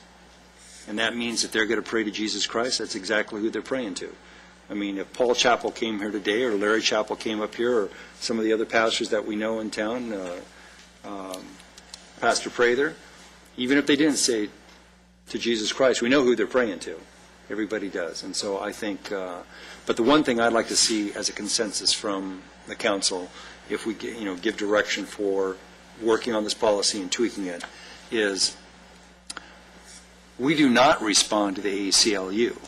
We do not write them a letter back. We do not reflect anything that they want, because we are not governed by the dictates of that organization.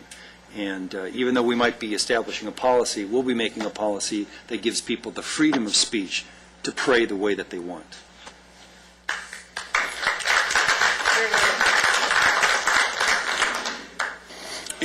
I'm not a hater of the ACLU. I could go on for a month. The really substantial changes that the ACLU were responsible for, which have shaped our nation in a very positive and good way. It has been a while since I've seen them perform that function. What this is this is the easy shot. It doesn't take a lot of brain power, it doesn't take a lot of effort, they might be able to get some attorney fees out of it. And that's really what I see them doing on this, and I find that unfortunate. I think this is a fundraising effort on the part of the ACLU. I also think that's why the ACLU no longer is able to raise much funds, because they do nonsense like this. And that's a shame, because they have done some incredible things in the past, and there's some incredible things that they should be doing now. I mean, there's a lot of imperfections in this world in regards to civil liberties. Why they chose this path is beyond me. That being said, this is not the first time I fought the ACLU. I mean, they're just lawyers. I say let's go to war. I can't think of a better thing to go to war over. Nobody's going to tell me how to pray, and I'm not going to tell anybody else how to pray. And I'm certainly not going to exclude anybody of any legitimate faith to come in here and pray any way they want to.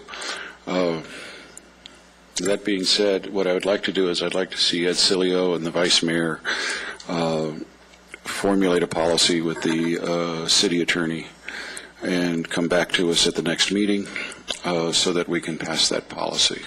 Okay?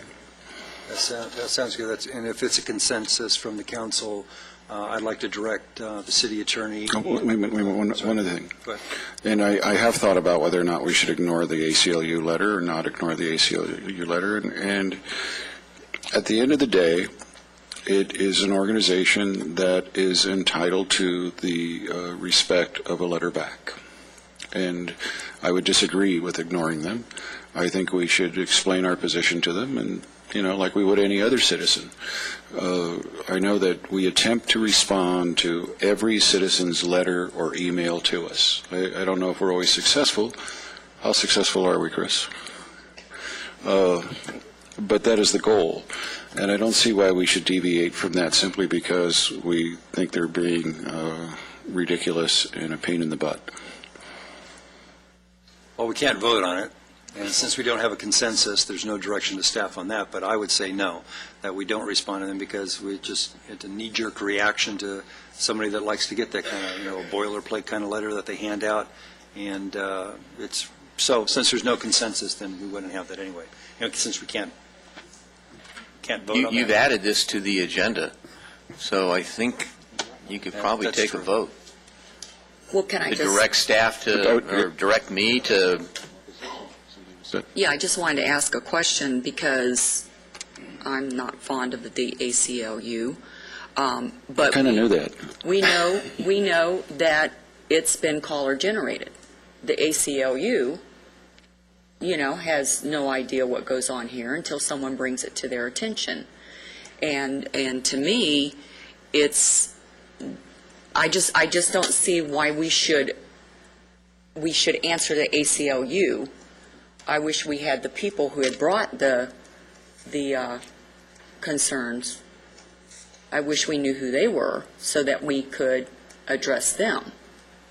I mean, that's just my thoughts. I would not prefer that we even acknowledge the ACLU. But, Mr. Mayor, I would agree with you that they're an organization that, we send a letter back to everybody, except in the way that this one was done. We get a letter, what, was it yesterday? When did we get the letter? It was... The letter's dated the 10th. Yeah, I know, but... Well, the Yes, letter we could received start it yesterday. the letter could start out with "Kiss my." Yeah, but my viewpoint is, if the ACLU would have contacted our attorney and said, we see there's some problems, are you working on this? No, there was an ultimatum. You give us something by Friday, or else we're going to come after you. That's not something that I respect. Okay, that's not the way your law office would do it. I mean, we might be a little more aggressive. Yeah, but I sort of bit my tongue here a little bit. But no, and that's the main reason. If they would have just written us a letter, say, look, we're having some complaints. Could you tell us where you're going with this? And said we have some concerns. No, it's just like, we're the ACLU. Send us a letter by Friday or else. That's what I still say. We don't respond to them. They can watch it online. It's on the computer. I'll follow the dictates of the council. If the council thinks that I shouldn't respond, I won't. But I don't have a problem. Just because somebody else is inconsiderate and rude, and doesn't mean that we have to be just as irresponsible as they are. To me, I say have somebody draft a short letter and say that we are taking action. Well, that's a 2-2. They may not be happy about that. How do you feel, Councilman Cilio? I don't have a problem with the letter in response. It could be blank. It could say go pound sand. But I have no doubt that our mayor is a fine enough wordsmith to give them a little taste of their own medicine in a respectful sort of way. All right, this is the letter. Dear sir, I want to bring a serious matter to your attention. A crazy person has stolen your letterhead and wrote us a letter. I'll have some fun with it. Since we have 3 council members that want a letter, can I at least have a little give and maybe let Dave send the letter on Monday? Sure. It's fine with me. Okay. All right. Okay, that's what we're going to do. Let's move on. NB2. Going on to NB2, we will hear from... There's no speakers cards. Randy Williams, this is your last hurrah. Otherwise, we'd waive it. And of all the magnificent things you've done, we're going to have you talk about sanitation.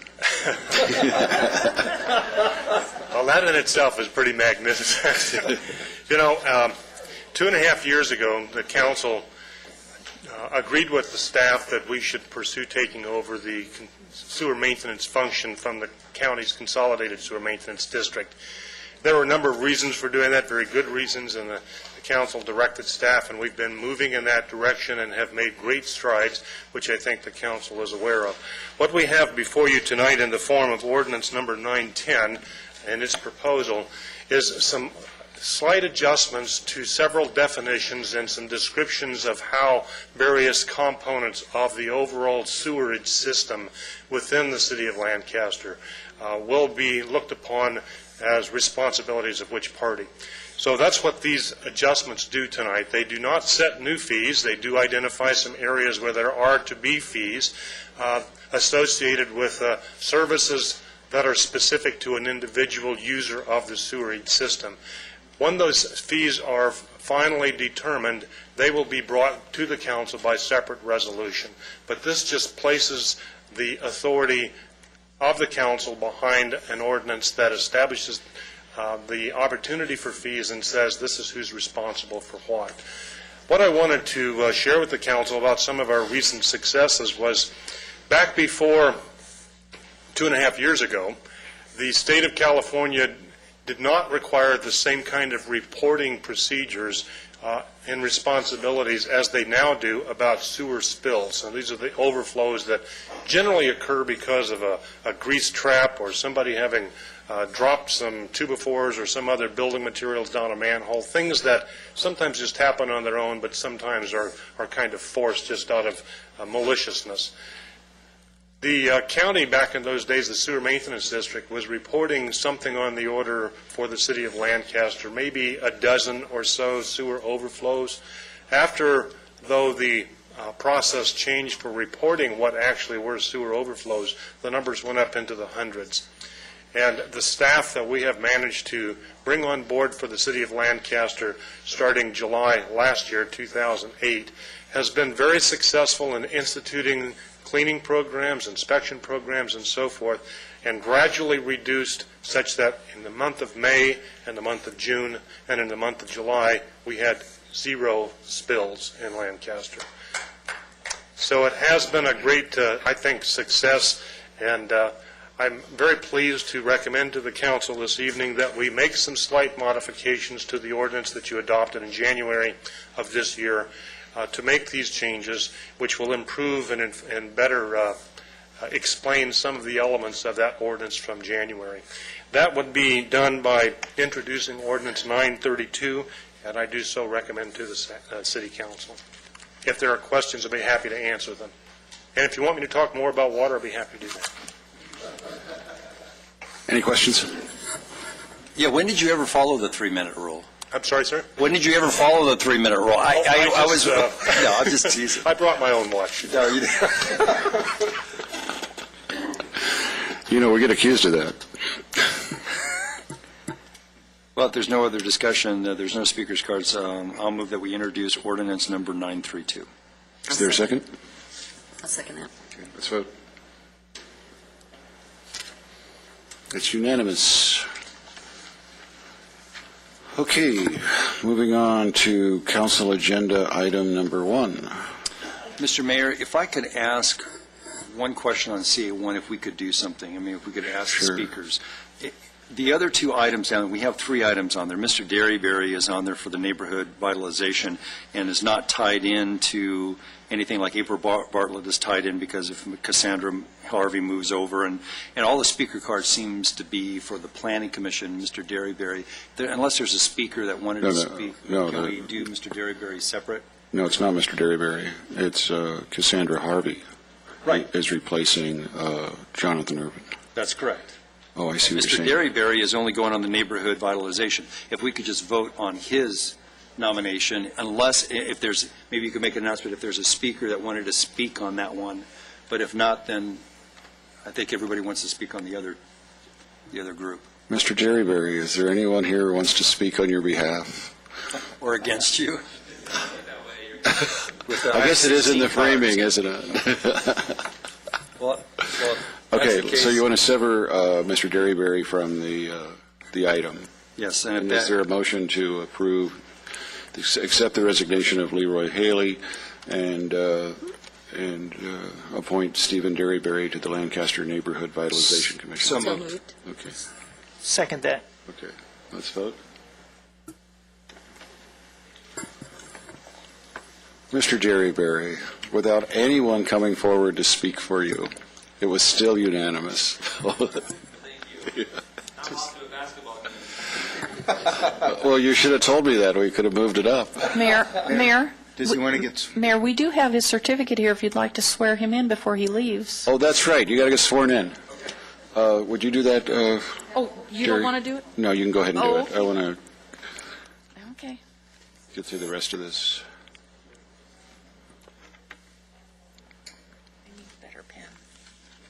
For those of you who don't know, Mr. Derryberry is an attorney in Lancaster, and he will bring a vital element to the Neighborhood Vitalization Commission. And thank you for agreeing to do this. It takes a lot of effort and time.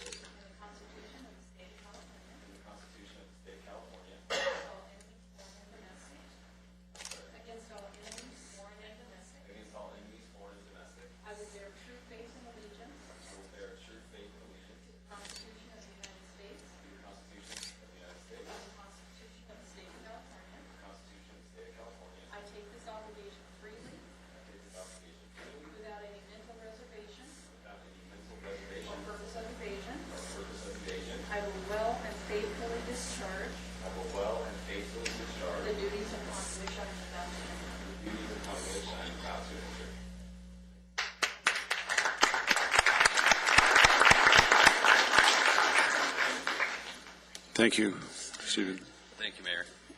Mr. Mayor? Yes, sir. Could we separate the next section out in the event the council chooses to remove Mr. Irvin? I have feelings one way on that, but I don't want to vote against Ms. Harvey either. So could we I separate mean, you those out as prejudged two this separate- without hearing anything? You've already decided that you're going to vote against moving Mr. Irvin? Mr. Cilio. I made notes, too. Well, but what you don't have is a speech written out, do you? Okay, moving, I don't have a problem with that. You want to get to Jonathan Irvin? Let's do Mr. Irvin, and then we'll decide how we're going to do the other two. Okay, shall we They're all start tied together. with the speaker cards? No. No? I don't see any need for it. All right, David Paul?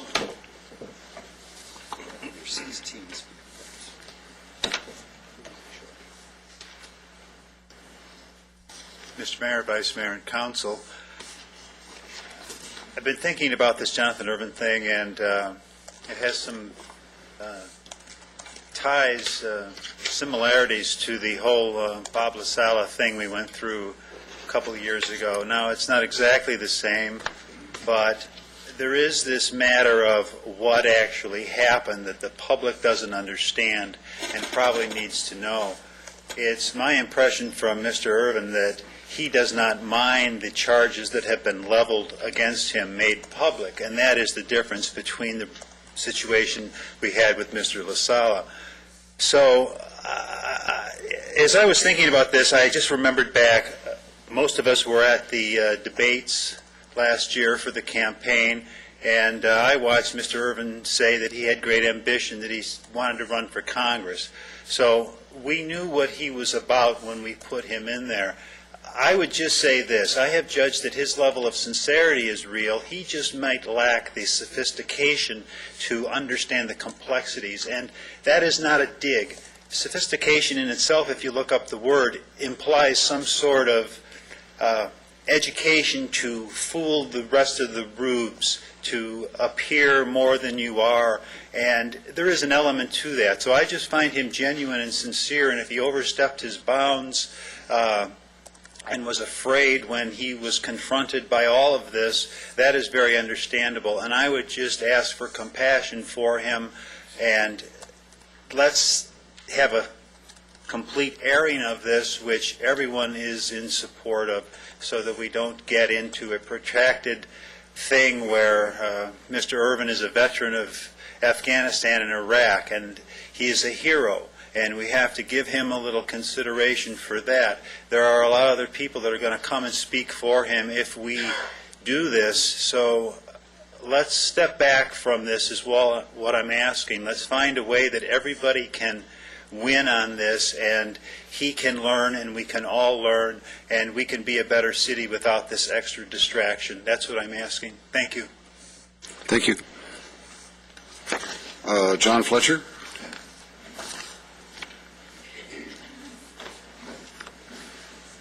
Mr. Mayor, Council, I'm John Fletcher, as you stated. I'm here in behalf of and in strong opposition for the removal or dismissal of Jonathan Irvin as City Planning Commissioner. I've known Jonathan for about a year and a half, and he's always been a very honest, forthright in his demeanor and character. The accusations of improper or inappropriate actions or conduct on his part, in my opinion, are exaggerated and blown out of proportion. I believe that Jonathan was acting in the best interest of the citizens of Lancaster and other city planners have done in the past. That is, gathering enough information on a certain project to make an intelligent vote, which he did, and I believe that he's being dismissed because of that vote. And I'm here to implore you to reconsider pulling him from it. I believe that he would be a great asset if you keep him in the Planning Commission. Thank you. Thank you. Tammany Fields?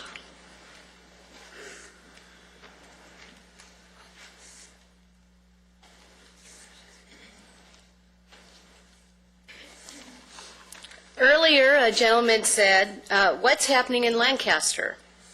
Well, people are going to say later, What happened?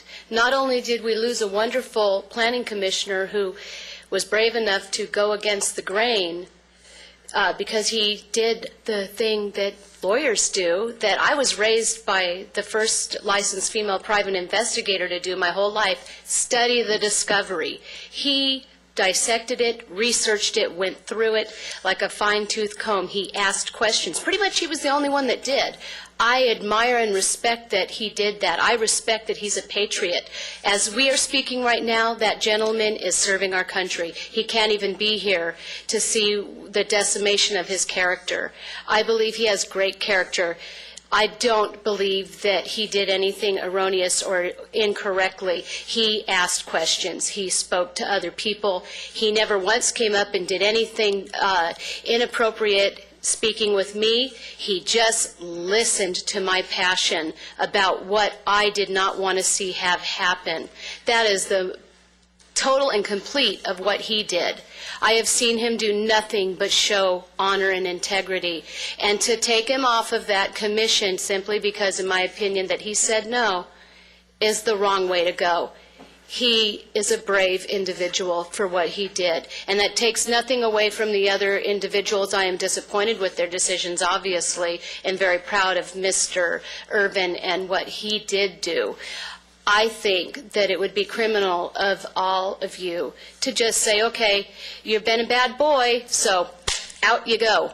That's not the way to do it. He's a wonderful individual, great character, nurture, teach him if you believe he didn't do exactly what you think he should have done in respect to the way he directed himself, then educate him on the way to do that, if that's the way you believe. However, I don't believe he did that. I believe he did the right thing. He studied the information. He saw what was wrong. You yourself, Mr. Paris, said you saw things wrong in what is to be done with the Walmart Supercenter, and you didn't like it. He saw the whole picture and the whole package and said, I don't like it. He's being admonished wrongly, just as Mr. Mann and Mr. Saleo were admonished.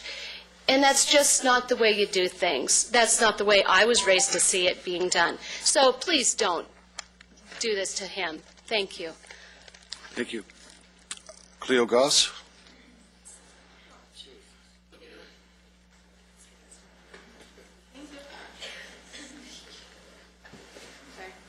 I read in the paper that Jonathan Irwin was accused of speaking to the opponents against the supercenters. I'm sorry, I can't hear you. I read in the paper that he was accused.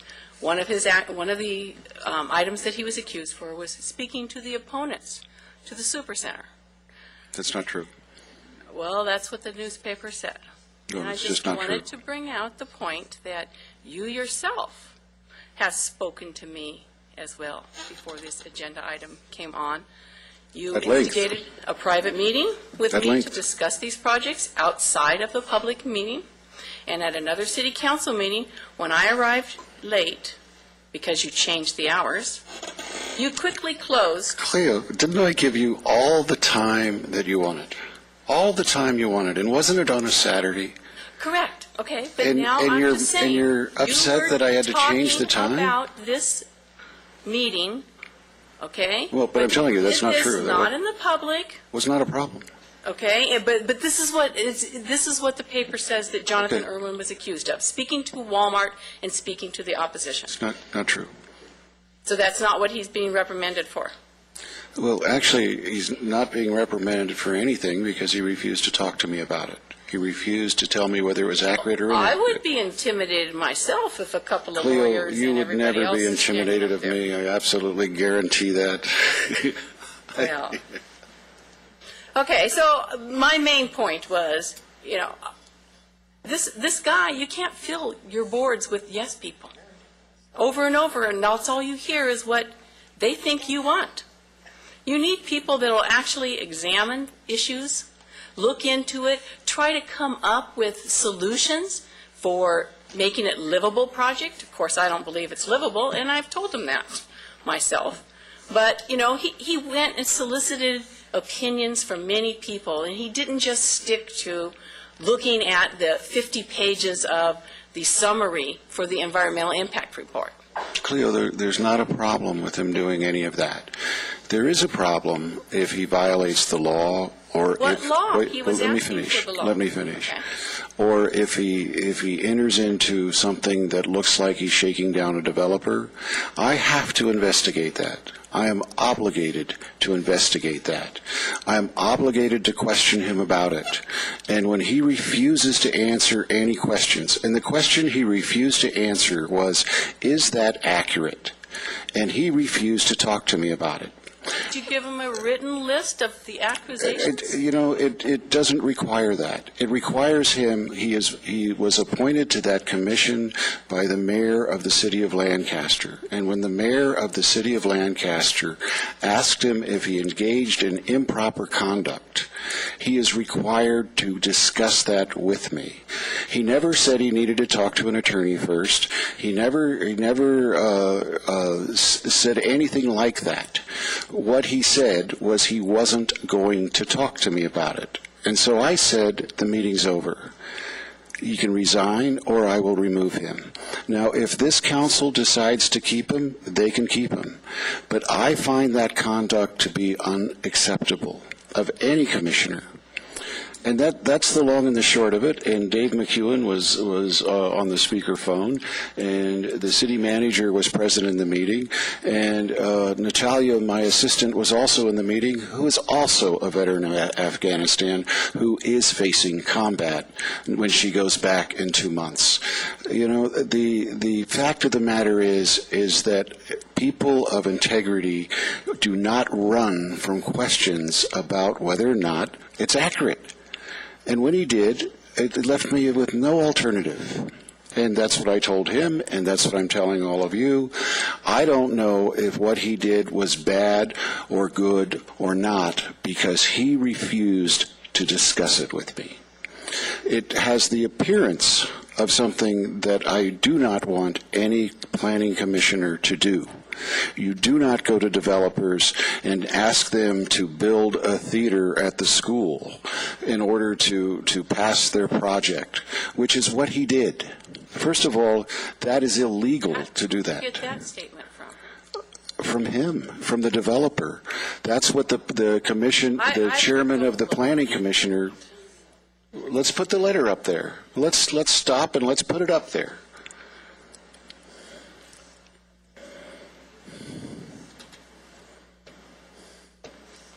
I mean, the Walmart wouldn't even build another parking lot, not even one little extra I spot. know, it's absurd. So It's also embarrassing to the city to have planning commissioners going to developers and say stuff like that. It's ludicrous. I mean, I expect people to behave in a professional, upright manner, and that's not what Mr. Irvin was doing. Can I have my PowerPoint, please? For a planning commission, when you appoint somebody for a planning commission, I'm sorry, what? do you have a set of rules that they're signing for? You know, the planning commission set them out, sat down and made them themselves, and required the planning commissioners to come back to the planning commission and report any conduct, any contact at all. Mr. Irvin did not do that.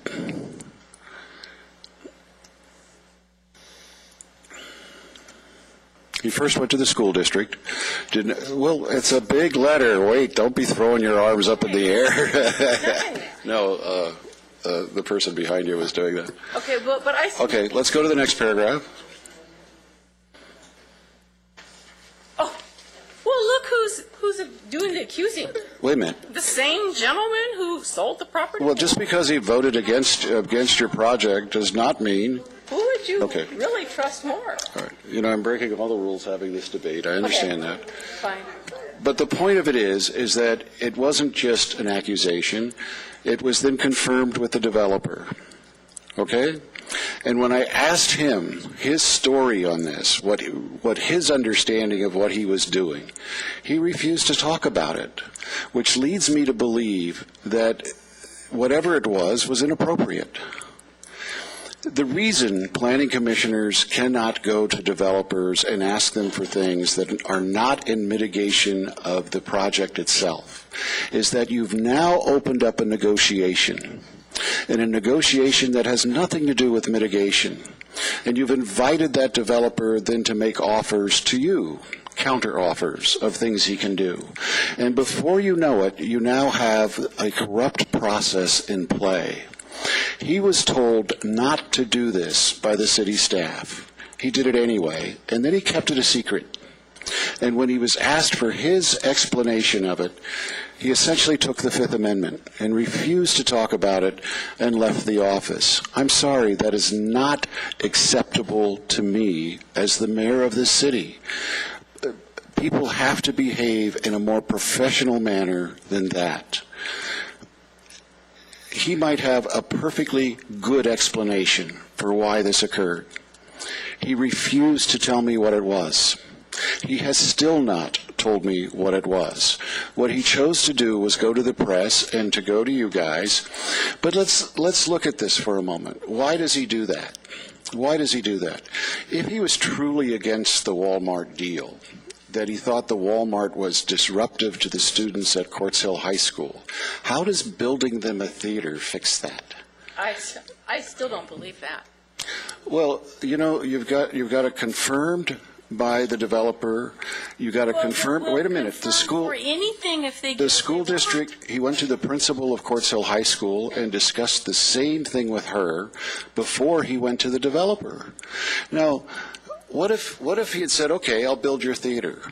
Does that mean Jonathan now votes for it?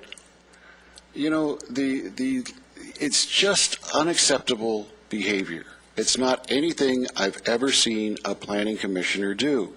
And again, he might have a perfectly good explanation for this.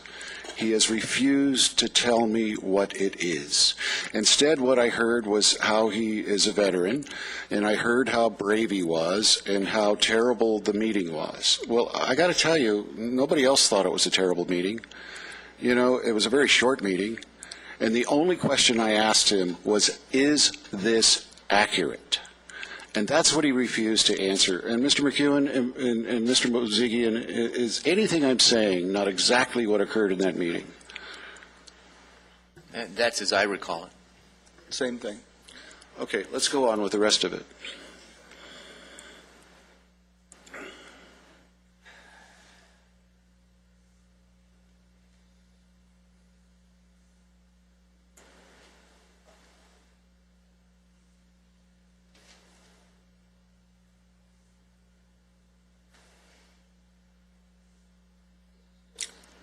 Everybody got that? Let's go to the next one.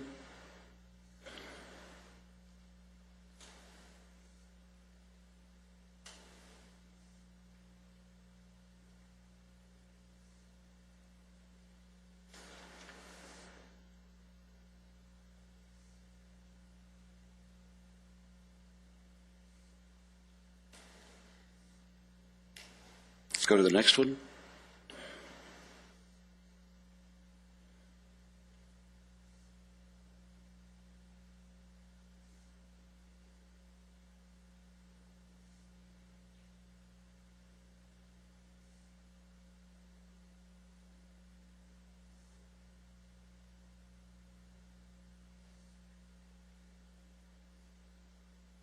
Let's go to the next one.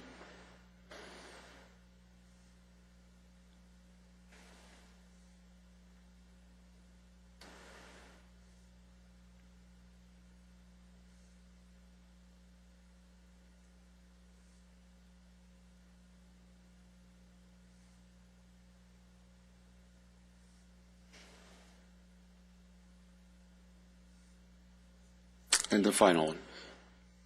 Oh, was that it? That was it? All right, well, that just depends upon who you believe more. Well, what else could I believe, Cleo? Well, I don't know. I mean, I asked him, is this accurate?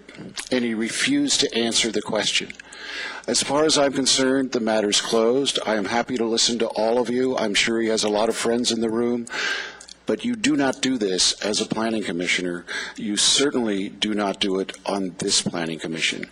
And it is a little interesting to me that the people that are here defending them are defending him without having read this, without having asked what the reason for it. We're defending him based upon his character that we've seen in the planning commission. Well, this is the character that he was actually demonstrating behind your back, okay? Well, as far as I'm concerned, it is proven. And the reason it's proven is because he refused to respond to the question, is this accurate? I still think he's intimidated. Okay. But that's your opinion. I'm just Okay. saying I believe in him more than I would believe in Mr. Voss. Okay, I understand that, Cleo. So that's but I just want you to understand there's two sides to this, and now you've seen my side of it. All right? Thank you. Richard Hecker.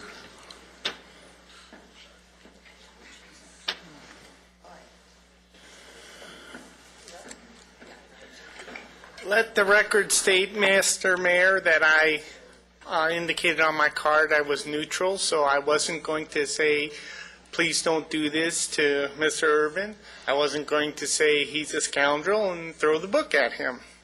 Because exactly like you said, I, as an individual, believe you should hear both sides. And I recognize that at times it's not really clear what's going on. I've come to this podium a number of times. I've talked about things. I always listen to what the lawyer says, and Mr. Smith even joked that, the last meeting I had the lawyer's approval, or you were given counsel to actually listen to what I had this time, because it wasn't going to be a Brown Act violation. We always listen to you. Yeah. It was never a Brown Act violation. Yeah. And I recognize I can be precise with my words when I need to be too. Please excuse me if I'm a little loose right now. But I've talked about a number of things, and I'm very much a person for following the law. I believe we should follow the law. And that's why when there is a Brown Act violation, it bothers me. And that's why if the ACLU sends a letter and says something is happening that is not within the laws, it should be listened to. I don't believe we should just say, oh, well, look at who's talking and make fun of them. We should follow the laws. We live in a great country. These laws protect all of us. And that means at times we have to protect the most minor, what maybe other people would consider insignificant people. It bothers me when these laws are violated, when there are Brown Act violations, when an organization like the ACLU has to get involved. And I can answer your question, Councilwoman Marquez, why you would not hear about these kind of complaints? Because exactly what's being discussed now, this perception that, the mayor appoints who he wants to these commissions. He basically runs these meetings. He's got his, 3-vote majority.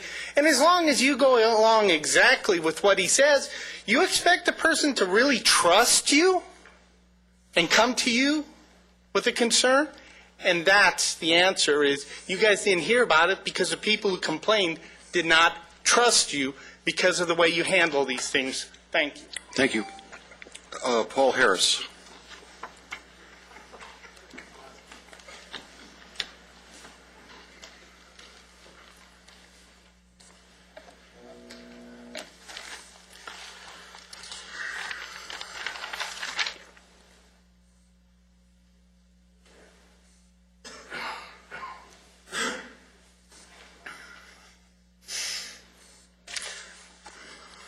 First, before you start my time, I would like the record to reflect that the opposition was not allowed the opportunity to use PowerPoint presentations as afforded the applicant, and I'm not sure why I'm coming up at this particular time. I do want the record to reflect that I was supposed to be talking under CC8. After speaking with the city clerk, the answer was no, Mayor. The idea here was to present the objections in an organized manner before the City Council by different members of the opposition, thus eliminating the repetition of the same objectives, saving time. Presentation is everything, and if you have a city government that listens and responds and acts upon the wishes of their constituents, So thank you for that. Now you may start my time. How ironic is it that the banner outside says something to the effect, Lancaster, it's your city, let your voice be heard. To that I say, upon deaf ears. Each and every member here tonight that voted for the approval of the Walmart Commons Supercenter rezoning project is not a leader, is incompetent, does not communicate with their constituents when so invited, does not respond to personal emails asking for input back, are not independent thinkers, did not do their homework, as so stated, lack innovation, resiliency, and competency, and settle for less. I ask you why this happens in the city called Lancaster. For this I am ashamed to call this city my home. It took 4 months, Mayor, for you to return an email. Unacceptable. You blatantly stated that for the good of Lancaster, this project was going through. Sir, yourself and all the City Council have a fiduciary duty to respond and represent the interests of the community, voices and input first, as so duly noted in the City General Plan, not your personal agenda for Lancaster. You see, sir, we as citizens are entitled to be represented and heard. As shown by your actions, this was not the case. You totally ignored the input of those affected directly by your actions of rezoning. As you so stated, this is not what you expected, but voted for something that is less than perfect. This is not leadership. This is compromise by you, sir. You're affecting the community that you're entrusted to represent. You, sir, should be ashamed of wasting the time of the people with a preset conclusion before the Planning Commission even met for the approval of the final BPR. That you, sir, would approve even before the facts were presented. Please reference the letter dated to my attention, May 29, 2009. How ironic is it that one person who diligently does his job, meets with developers, his constituency, does his homework, and responsibly casts his vote is now being fired for transparency? Thank you. Thank you. Loretta Bear. Mr. Harris, just so you know that the card that you thought you were going to have for CC8, one is you failed to fill it out completely. We didn't know what, you left the agenda item blank, and you wrote, I have it right here, it says Planning Commissioner Irvin, and you put rezoning at the beginning of it. You're supposed to have a speaker card in for each item, so we put it with Mr. Irvin's, and that's why. Okay? Loretta Berry.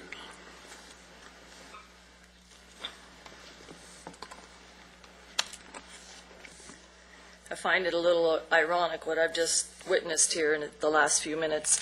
We just heard several prepared statements from the audience behind me on a different issue, not only by the audience, but also by council members, on an item that was not even on the agenda. So now we have more serious crimes against several of you, which you're accusing Mr. Irvin of. Funny how you have a prepared PowerPoint. You know, I want to make it clear. I'm not accusing him of anything. PowerPoint of a letter written by one of your own against someone who did not do your bidding.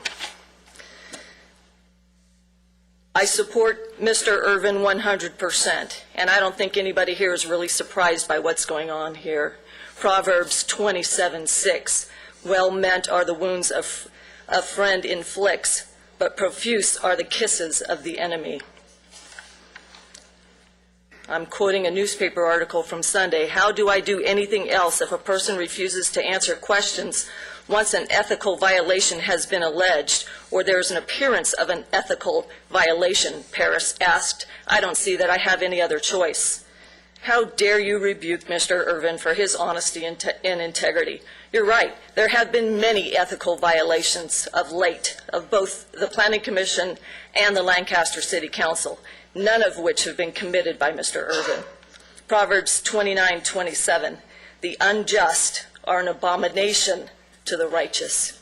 You are an abomination to every righteous person here. Thank you so much, Ms. Berry. Terry, I can't read the last name, but it's about the commies. I assume that's me? That was the ACLU one. Well, that's what it says. It says CA1, commies. Terry, maybe it's commish. Without an E. Without an H. Without an H. H. Oh, okay. It's been a long time since somebody called me a commie. Okay. That's Terry Walburn? I can't read the last name. Okay. Mrs. Jennings?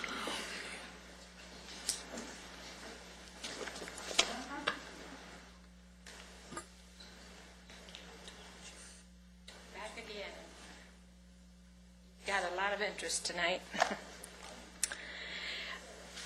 I would like to express my impression of Planning Commissioner Jonathan Urban.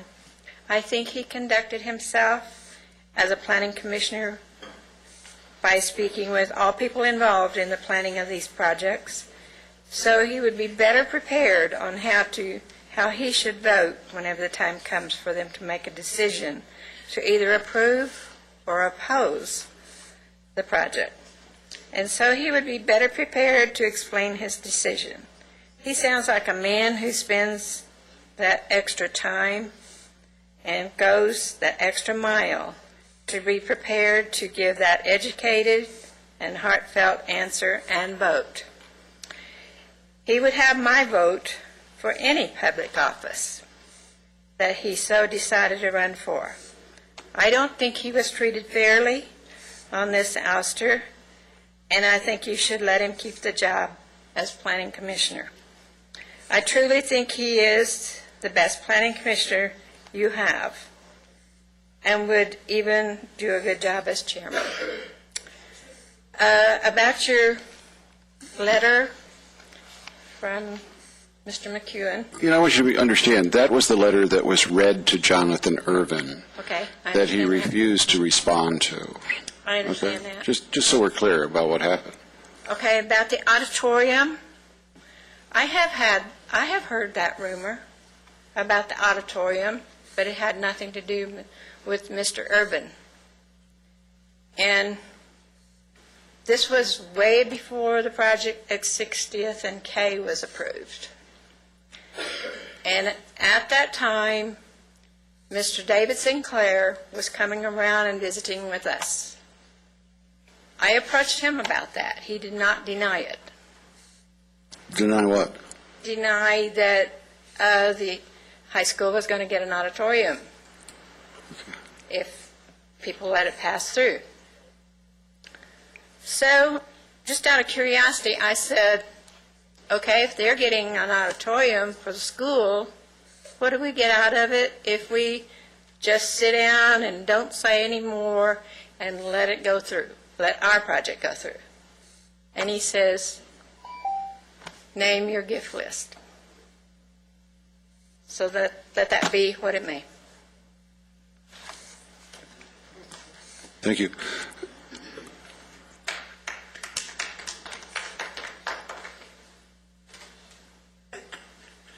Barbara. Heavy breathers here.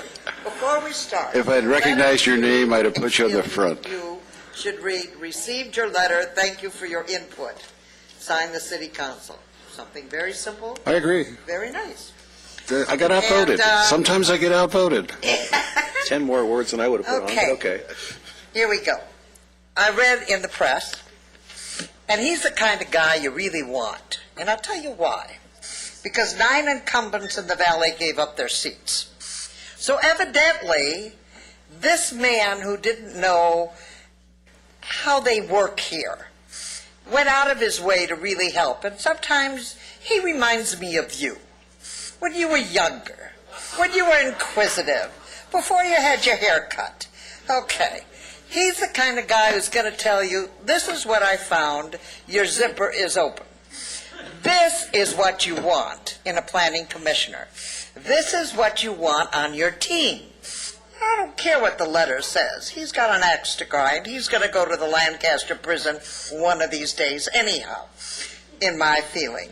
Now, the council voted to drop the massage parlors permits cost in Palmdale. I don't know if you know this. Under Senate Bill 731, the statewide massage therapy organization was granted oversight of all member organizations, which exempts them from local regulations. In other words, we're going to lose $2,500, and they're going to be charged $56 for a city permit for prostitution.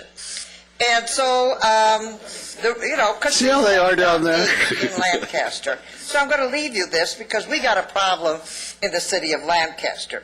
Now, as far as this beautiful city of Lancaster downtown, they have no pissoirs. And that's in French. They used to have bathrooms at one end here and one end there. And you're going to have a lot of old people with poise or forgot to wear them like me. And you're going to need a public bathroom. So with this in mind, I have given you high hopes that you will have someone who will tell you whether your zipper's up or down, who will go that extra mile. You know now that the prostitutes are going to move from Sierra Highway down to Palmdale, and I suggest we have the Hells Angels as border patrol between Palmdale and Lancaster. And I thank you. God, and by the way, our Father who art in heaven, thank you that I was able to speak before the City Council. Thank you, Barbara.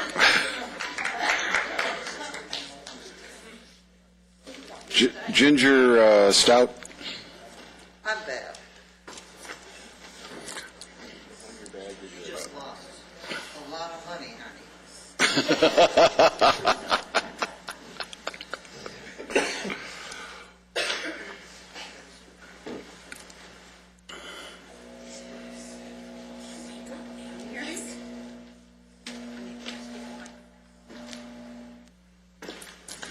Virginia, would this be easier?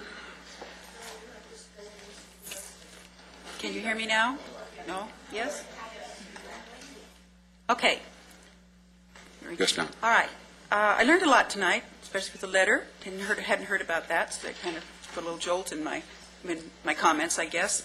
I don't know how Mr. Urban could think that he could make a deal with the principal, since she's not allowed to make those kind of deals. That comes from Mr. Vieira and the school board. I don't know how Walmart could even talk about it, because she has no power to do anything like that. I wondered if you called her up and said, did he sit down and say, I can broker this deal with you? Because she can't even do that to start with on that. So it's kind of a little puzzling to me.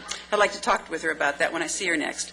But anyway, my prepared statement were, so I can, see, maybe he's in a different light, I don't know. But my statement was going to be that when I read about how much work that he had done and gone to see every side and had prepared notes and actually came in with some ideas and questions and listened to everybody, I was really amazed. I almost like, if I could fall on the floor, which I can't, but I'm not going to, I probably would have, And because in past years, okay, that's past years, several years ago, in my dealings with the Planning Commission, I'd call them up and I'd come to speak and say would speak on an EIR proposition, and they would defer to staff, and I'd say, no, what do you think about it? And they say, well, we don't have time to read EIRs. We have too many of them. If we did all that all the time, well, we'd never get anything done. And I said, I just read the whole thing for nothing. I can't even talk to you about it. Well, okay. And then another time you come and you call the Planning Commission up and you'd say, would you please come and stand physically on this project where it's going to be built and tell me and explain to me why it is that you think it's such a good project? I mean, really on that property, and say yes, no, I changed my mind, no, I can't go, because I can see it on paper, and besides, I listen to what staff says, that's what they're planning to do, and we listen and we read all those reports. So they sort of come in with a biased opinion, because that's what you have staff for, is to do that. So when you have somebody that actually goes out and does all this work on their own, besides just listening to what staff has, what they have, and that's what I read about, and I go, well, wow, and now maybe he overstepped his bounds, because I don't know what the boundaries are, because I'm not sure what the purview of the Planning Commission is, but it sounded like he really did a lot of work, the kind of work that sometimes the citizens put in. And so, like, if I was going to call a Planning Commission person up, I'd go, I don't know any of them, but he's the one I would call, because he probably would literally listen, come out and talk, as opposed to getting, worrying about getting an email or, something, a paper response. So anyway, I would just, like I said, I don't know about the letter. It puts it in a different light. I don't know what you did or what he did. But anyway, at least he cares deeply and wants to listen to people, and I think that's worth something. Maybe a little upstart, maybe they're not, maybe that's inappropriate for the Planning Commission. I don't know what kind of a Planning Commission you want. But anyway, those are just my thoughts, and I kind of applaud him for his work. Overstep your bounds sometimes when you're enthusiastic, and but not to break the law. Okay, thank you. Thank you. Maureen Feller.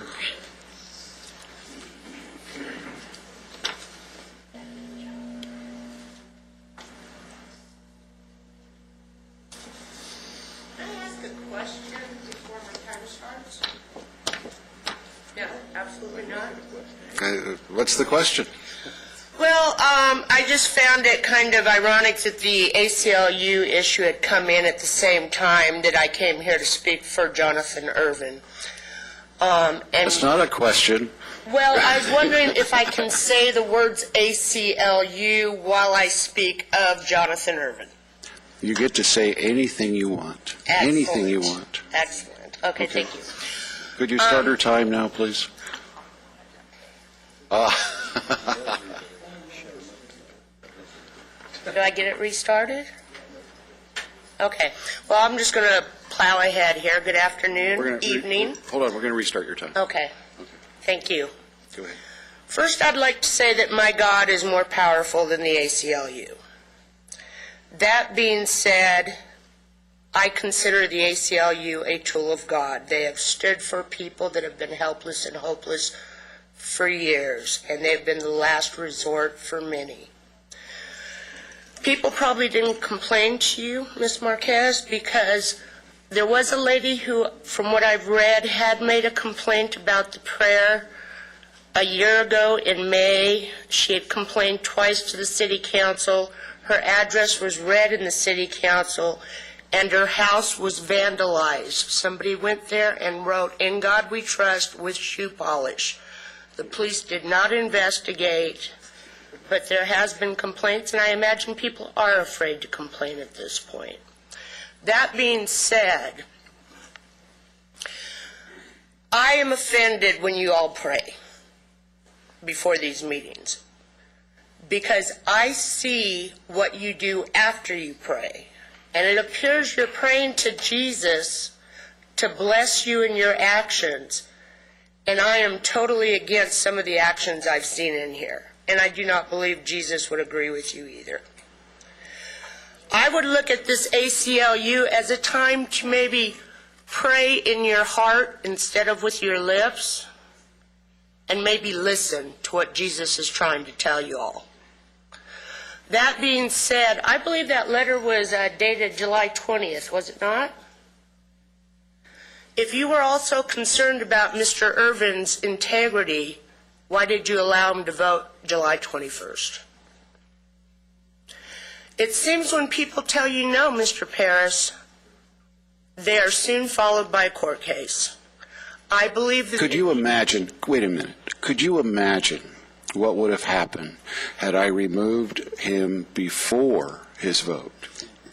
I would imagine if you'd had a serious concern, that would have been the only time to remove I think we thought about that, we talked about that, and could you imagine what that lady in the back of the room clapping would have done had I removed the only vote against Walmart before the vote took place? She would do exactly what she's doing today. She's protesting this. Okay. The letter proves nothing. It proves that your lawyer put down your thoughts and sent you a letter.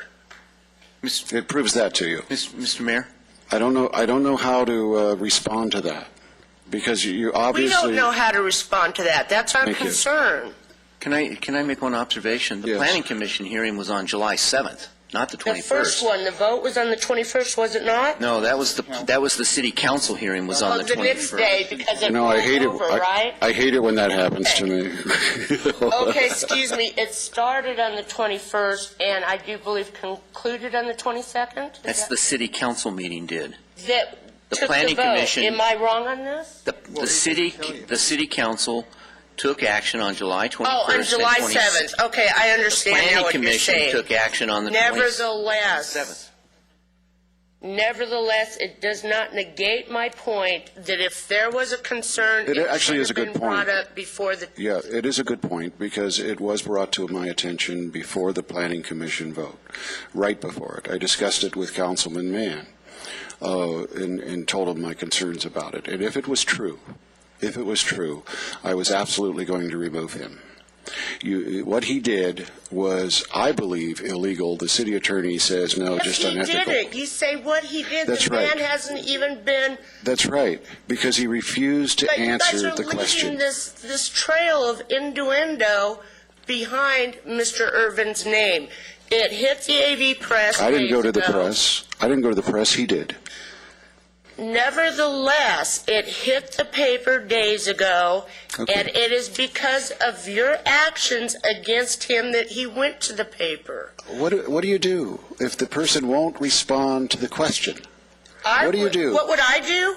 Not being a lawyer, I believe that we are allowed to face our accusers. I believe that's a law. I could be incorrect. He didn't ask to do that. He said he wasn't going to talk about it. You set him now, and I do believe this is correct because you all backed him up, that Thank you you. had a couple of these gentlemen on a speakerphone. No, You had just the city attorney because he couldn't come up that You had an day. assistant in your office. You did not discuss him off record. You brought him in, and you laid this on his plate after he voted no for Walmart. Thank you. If you're worried about appearances, I would be very concerned about those. You know what I'm worried about? I'm worried about people behaving in an ethical, proper manner. Charges should be brought, and it should be taken to court that this is not the place to try this man. I agree. He's the one who went to the press. He's the one who went to you folks. I didn't do that. I asked him to personally have resign. more faith in Mr. He refused to Rubin at this resign. point than you all, and I guess that's my point that I'm making. Thank you. Okay. Thank you. We just disagree, okay? May I say one thing, Mayor Paris? Yes, ma'am. Yes. The lady that Marina spoke about, her complaint was with the In God We Trust. I don't remember her complaining. No, that's not nitpicking, ma'am. That's just the facts.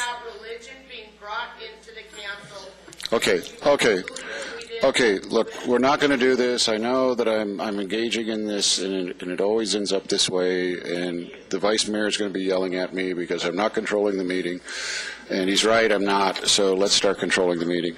Mr. Jennings, come down here and yell at me, would you? I know you wouldn't.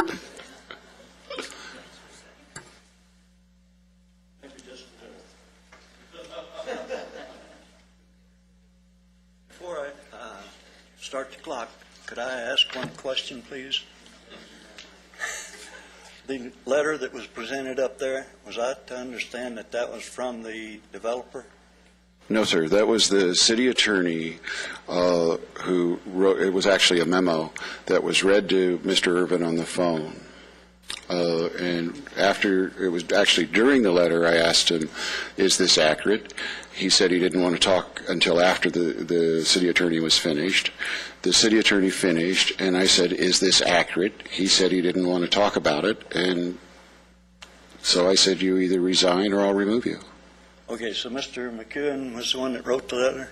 Yes, that's correct. Okay, we can start.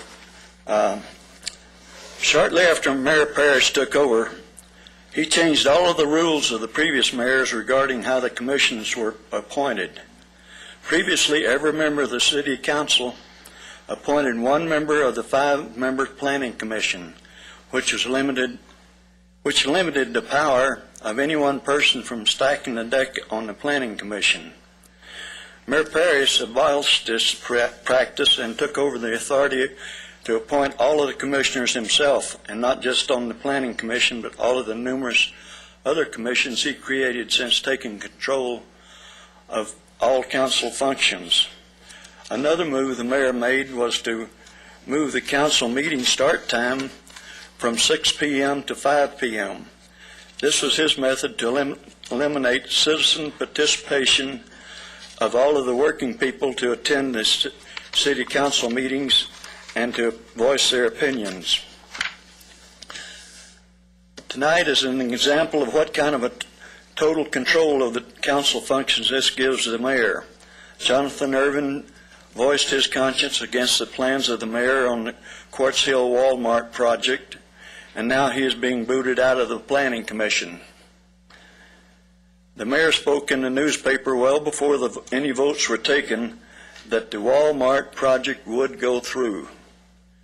This rationale given for the removal of Irvin was that he personally spoke to all of the parties involved in the conflict, and this was before I was aware of this letter. It seems to me that what is every effective planner should be doing, rather than strictly doing what the mayor wants. With the mayor's total control over the majority of the city council members as well as the city commissioners, no wonder everyone's calling him King Rex. Let's hope that the mayor's plan to increase the mayor's term in office from 2 years to 4 years will fail, which would give him more time to violate city ethics. Mr. Jennings, are you actually accusing me, you, Mr. Jennings, accusing me of being unethical? I want to hear it from your lips if that's the accusation. Well, I think that you control the whole... That's not what we're talking about. What you said was I was unethical. Do you believe that I have done anything unethical? I want to hear it from your lips. I don't want to hear it from something that's written. But it would bother me a great deal if that's what I were to hear from you, because I think you know I do respect your opinion. And if you do think I've been unethical, I'd like you to explain to me exactly how you believe that, and I'll be happy to answer it. I guess I was a little strong in that statement, and I apologize. Thank you, Mr. Jennings. But I think that the rest of my points are valid, and I strongly believe those. Thank you very much. Thank you, Mr. Jennings. There's one thing that I don't need you to answer, but I would like you to consider. What if that memo is true? What if it is true? Just think about it. I didn't get to read all of it from where I was standing. Could you be sure that Mr. Jennings has a copy before the evening's over? Thank you. I guess it'll be in the paper tomorrow, won't it? But give Mr. Jennings a copy anyway.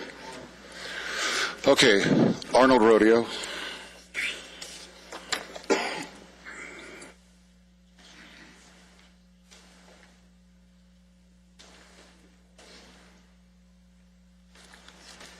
A couple of responses before I get to going. I can answer your question.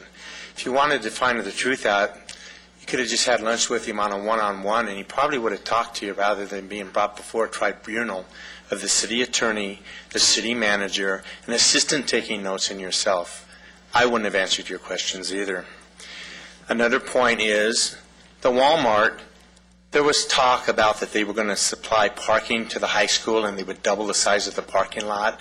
I heard rumors of the auditorium. I heard rumors of rerouting traffic. There were a lot of things that I heard about 2 years ago.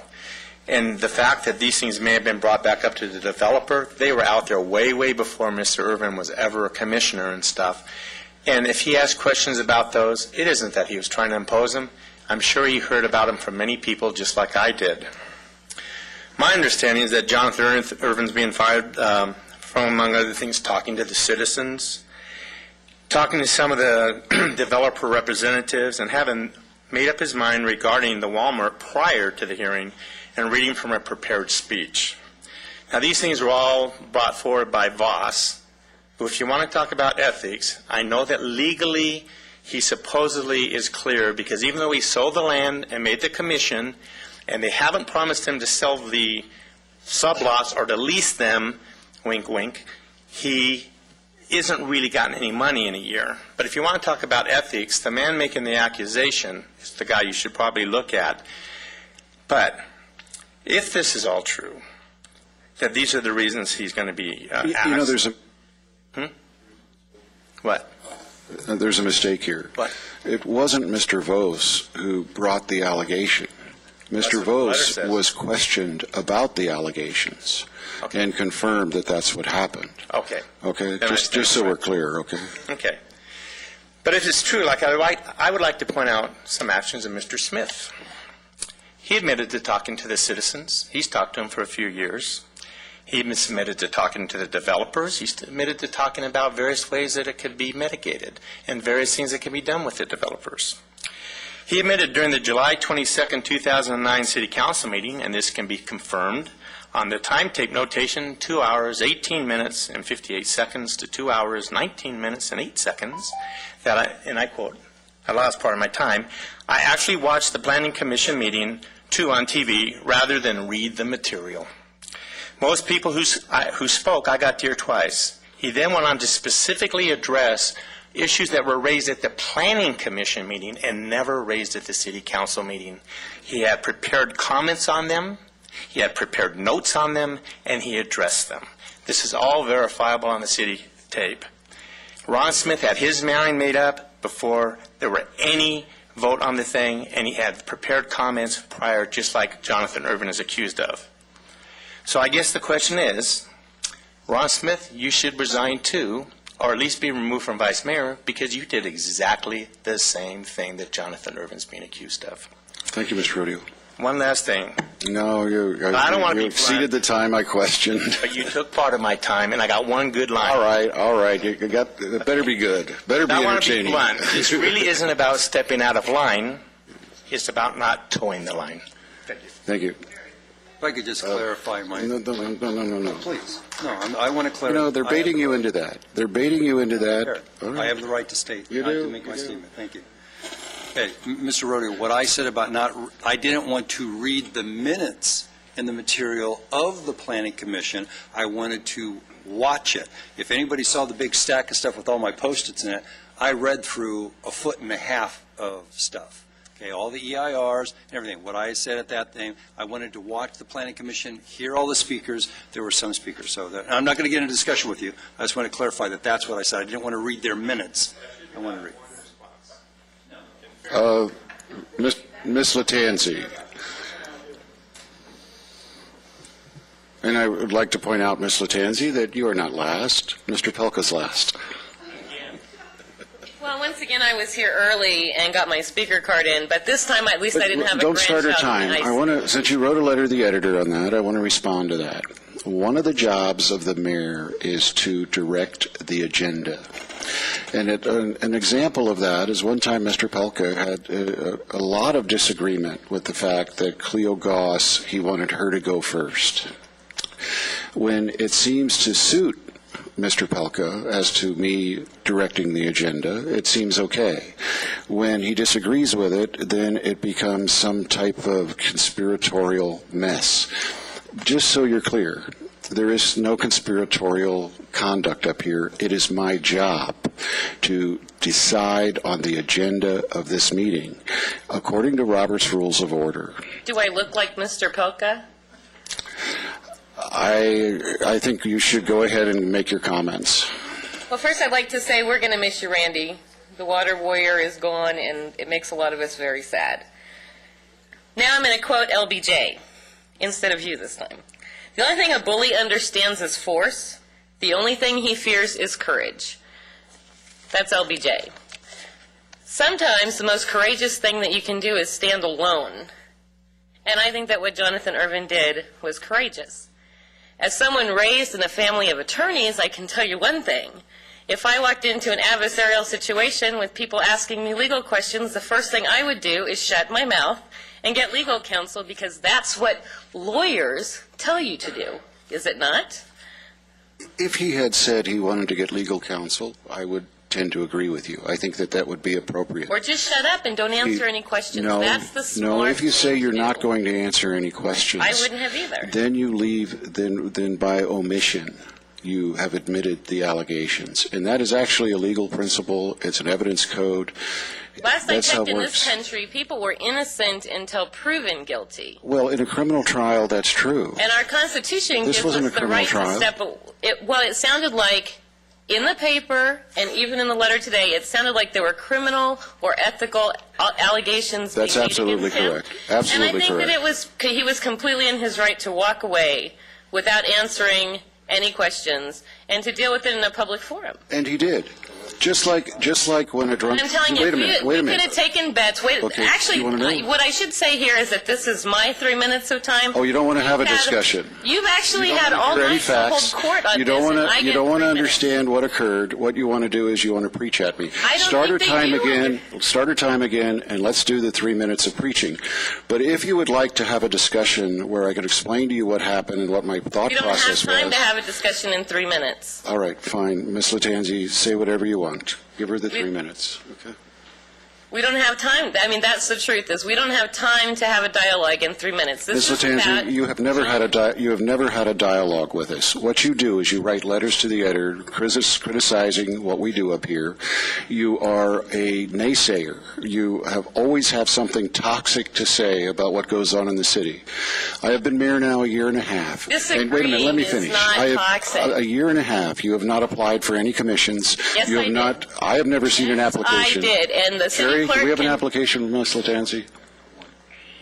An application for one of the commissions? I have not seen it. The Criminal Justice Commission, I actually asked you to send me an application. You told me it could be done on the Planning Commission application, and I sent you an application. I believe we have it. It's from, over a year ago. I never not saw a new it. one. It's not a new one. It's Okay. from... So to say But in that time, I really is haven't not seen you true. do anything to contribute to the city. What I've seen you do is just complain. And, I invite you to become engaged and participate in what we're doing.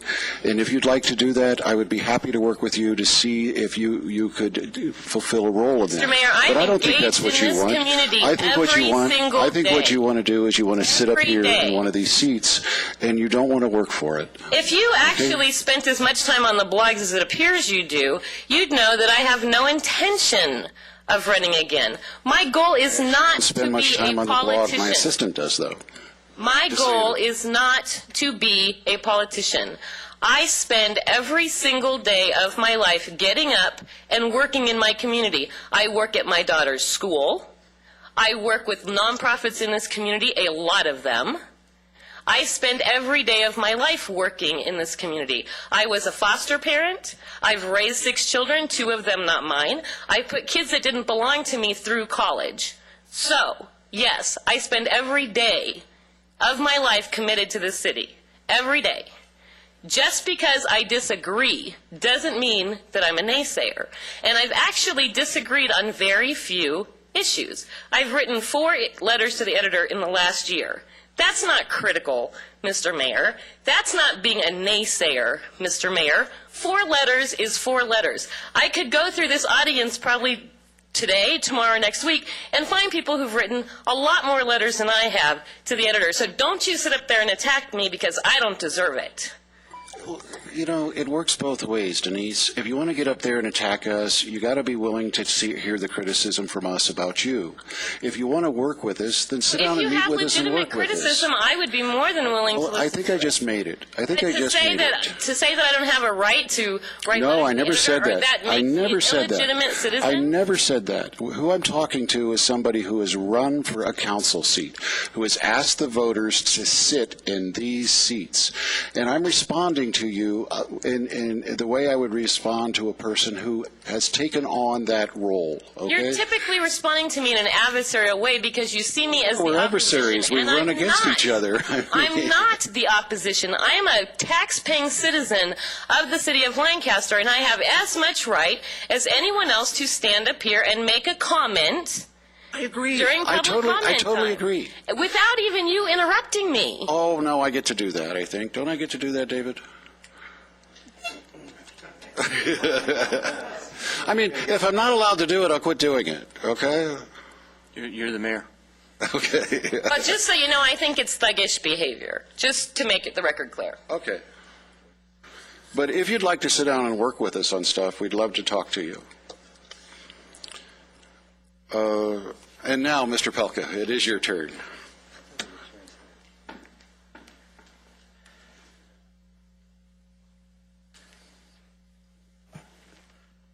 Last again. Well, you pick the cards out, you shuffle them around. I watch you every time I come up here and do this. Now, When would you like to go? When would you like to go? Huh? When would you like to go? Would you like to be first? No, I didn't say that. Tell me when you'd like to go, and I didn't say that. that's where I'll put you. How about not shuffling the cards? How about doing that one? Well, no, then I wouldn't be doing my job. Oh, no, wait a minute. What's your job? My job is to control the agenda of the council. Your job is to sit there and listen to the people who come up here to talk. Well, Not to control the agenda. but you wanted me to move the Your job cards is for not to control Cleo. the agenda. Don't start his time yet. Your job is You not to just control- tell me when you want to speak from now on, and that's when I'll let you speak, okay? No, I just want the cards to be placed in the order in which they're received. How And about that? that's not what we do. Oh. And we don't do it for a lot of reasons. If you'll remember, You always put me last. if you'll remember on the Walmart thing, remember we had 5 for and 5 against, and then we had 3 and 3 and 3 and 3, and that was at the request of the opponents of Walmart. At the end of that. Okay. And But what I'm saying is, you know, I was at the end of that. okay, when do you want to go? Do you want to go first from now on? I want the cards not to be shuffled around. But you don't get to have that. What I'm saying is, when do you want to go? I want to go someplace other than last. How about Okay. that? Okay, I will never make you last again. Other than last. Okay? Never last again. Now, let's talk about. Now, let's start his time. Let's talk about transparency here. You say that you want to be transparent with the citizens of Lancaster.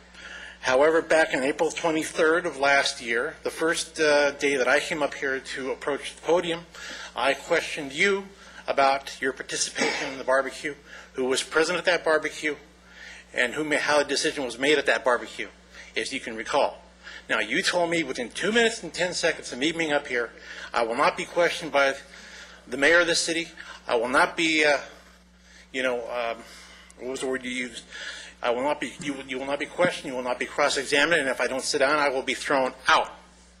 Now, how is that? And I regret that. And, Yes, and how is that and fair? I shouldn't have done that, and I believe I apologize to you for it. Never apologize. Then By let the me way- let me apologize to you now. No, I'm You won't accept a year it? and a half later, a little bit late for that, sir. Well, you know, Now- sometimes it now- takes me 4 months to respond to an email. I mean, No.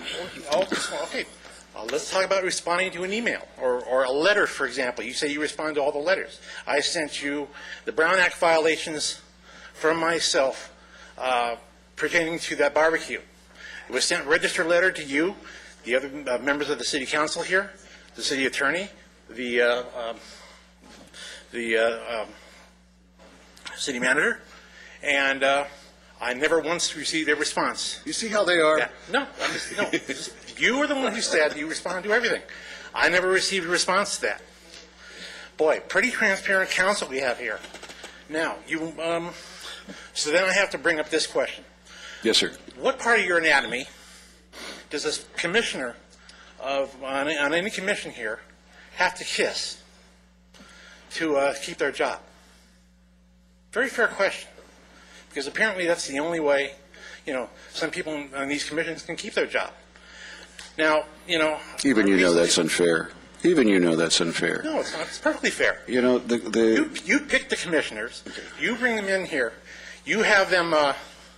You make the final decision on how they get here. All of a sudden, one of them votes against you. All of a sudden, ooh, he's gone. That's pretty unfair. What about the 2 guys on the Criminal Justice Commission that voted against the 4-year thing? I mean, I don't mind if people vote. I really don't mind if people disagree, and I don't mind if they vote against us. What I do mind is people trying to make side deals with developers and then going out to the voters and acting like they're the advocate of the voters, at the same time trying to work a deal behind their back. And that, in any way you strike it, that's what happened in this case. That's really what happened. Just a minute. It's pretty funny that all of a sudden that letter comes out on the 20th or so of last month, and nothing is heard from anybody about any inappropriate actions before the Planning Commission meeting on July 7th. Pretty peculiar, if you want my opinion. By the way, a poll was done recently on whether the election was held next week, whether you would become mayor again, and the Mongols would win. They'd certainly win in this group, wouldn't they? That was unfair. Okay, speaker cards are done. Mr. Mann, you have anything to add to this?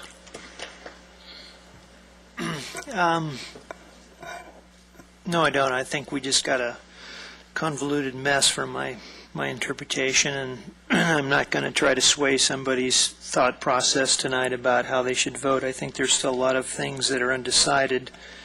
I also feel that I may have some information that may not be privileged to the other council members, so with that standing, I'll just cast my vote accordingly. Thank you. Ms. Marcus. Well, my only comments are so far is that when you take part of a planning commission or you sit on a city council, you're held to a higher standard. I do believe that they took an oath, and I believe that more than likely the planning commission went through a training period, I would assume. I wasn't privy to that. There is an, I'm sorry, you want me to respond to? There is an orientation where each of them are talked to individually, and then the first couple of meetings collectively going over rules and such. And that being said, the allegations are very serious. And I really wish that Mr. Irvin had been here to speak on his behalf, and I really wish that he would have talked it over with you. I wish it had already been taken care of, but at the moment, that's all I have to say. Thank you. Mr. Cilio. I'm going to try and talk without any of the vitriol that we've heard tonight. We're being asked to decide whether we should remove Jonathan Irvin as a planning commissioner for the city of Lancaster.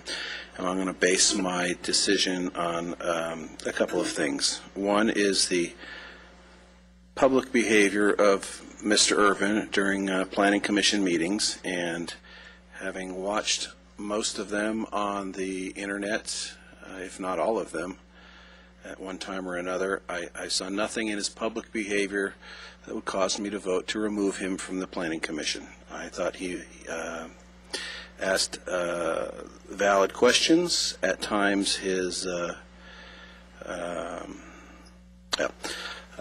there's only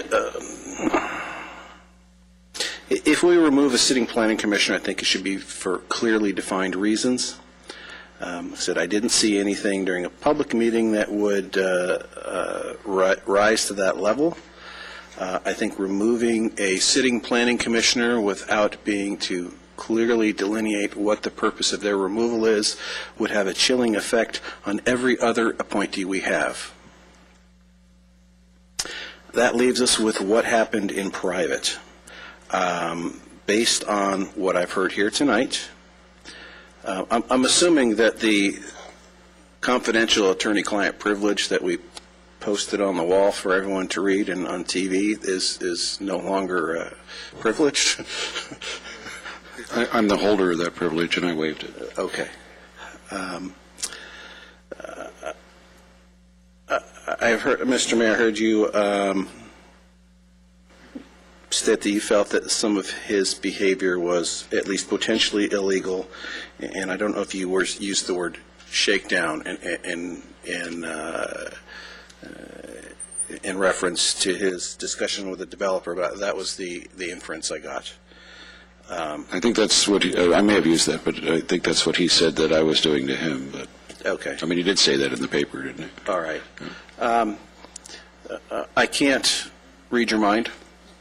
I am basing my decision on what our city attorney said. Some of those things which we all read. Based on my investigation, I do not see any evidence of criminal misconduct. In discussing, while talking about Commissioner Irvin's contact with a developer, I'm going to quote it because I think it says it very well. While this type of contact could be construed as an implied threat to vote against the project if the developer refused to accept the suggested mitigation, the developer said there was no suggestion, either expressed or implied, that the additional mitigation was being proposed in exchange for a commitment to vote favorably on the project. According to the developer, Commissioner Irvin was gracious and did not press the issue when told why they could not do what Commissioner Irvin was asking for. In my mind, this is part of a planning commissioner trying to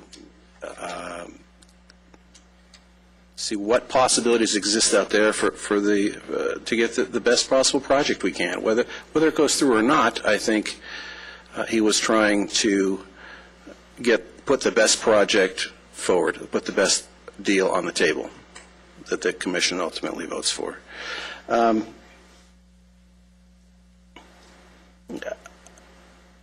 I've heard nothing tonight that will cause me, unless someone has something else to say on the council here, I see nothing that will cause me to vote for his removal. I think if this commission votes for his removal, it will be viewed in public as political retribution, and unless I hear something more substantial than I've heard, I will have the same opinion. My turn. Yes. See if I can get something substantial there, since we were all on the planning commission together. You know, the easy thing to do, you know, and some people might even think the easy political thing to do was do nothing and just let, I mean, Mr. Irvin was one vote, and then even if the whole planning commission voted no and the person appealed and it came to us, you know, then it would still be voted that way. You know, however it was going to be voted, the outcome would still be the same. So I don't think removing him, that's the hard thing to do when you have stuff that comes up. And I know, you know, Ken and Ed and I were both on the planning commission, and yes, I mean, I worked with them when we went out there and talked to lots of citizens, and we stood on dirt, and we drove out to sites, and I don't know what planning commissioner the lady was talking about that wouldn't do it, but we did it all the time.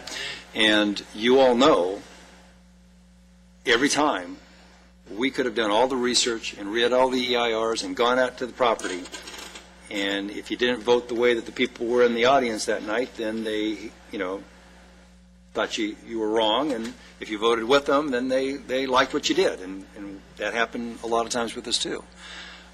But the thing that, you know, the things that went on with Mr. Irvin, I think he's a good guy. He has a nice personality. He went out there, and I think he was sincere in going out and trying to, you know, what he thought was, you know, talking to the citizens, you know, doing whatever he could, engaged. That's fantastic, and I think it's perfectly legit that he does something like that. And like I said, I've talked to him lots of times, and he's a good guy. And but the actions of asking for an auditorium, whether people say, well, this is all in the mix and everything else like that before, I mean, he was told directly by staff, this is not mitigation. Somebody said, well, they're trying to get the best deal.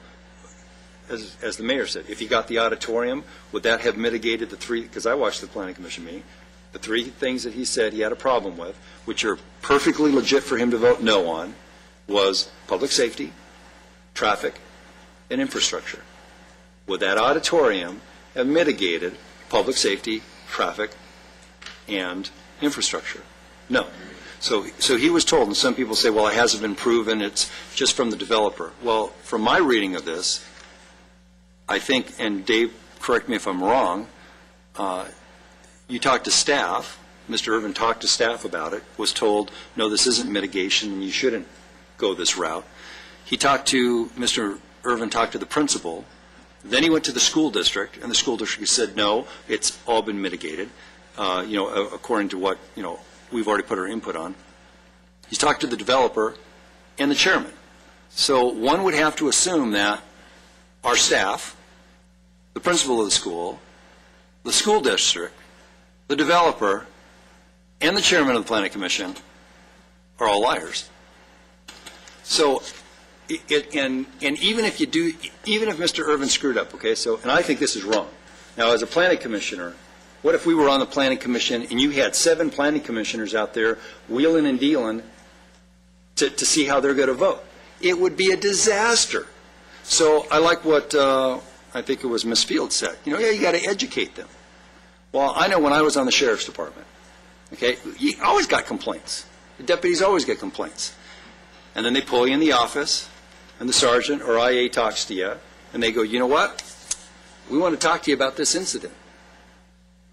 And then they usually say, you know, I mean, it could be criminal, because it usually is when you're a deputy. If you did something that violated somebody's rights, there's always looking at something criminal. And then you tell them, I don't want to talk to you. And then there's this little waiver that they give you. And they say, you know what? Anything you talk to us about now cannot be used against you in a criminal court. But if you don't talk to us, we'll take your badge and gun right now. You own a business. You work for the hospital. Can you see you going into Ed, Merjabizian's office and him saying, Ed, I got a couple things I got to talk to you about, and even if the hospital attorney was there, and what if you said, Ed, I'm not talking to you? I don't know, how long would you be working there? Or your employees, if you talk to, or, at the church, if an assistant pastor or anybody, in Rex's case, it would be Carol talking to him, and I think the punishment would be worse. I ever took the fifth.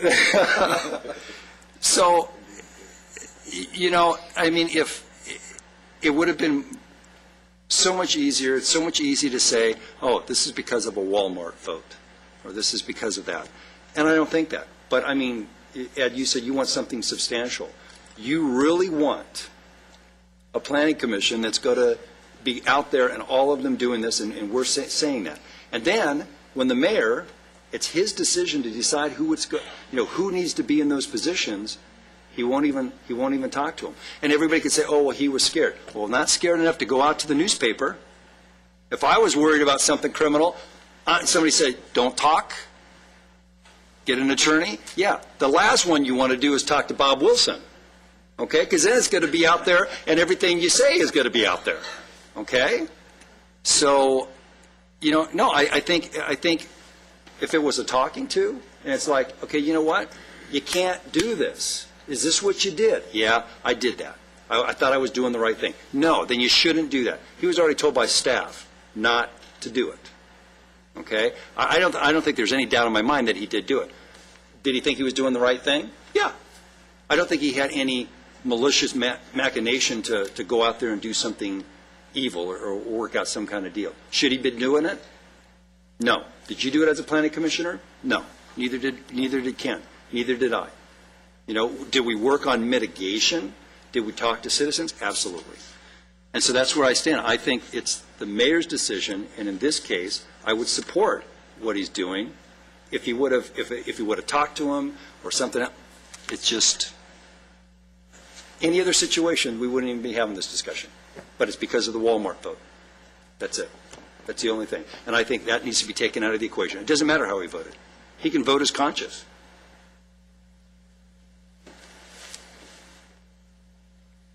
Well done.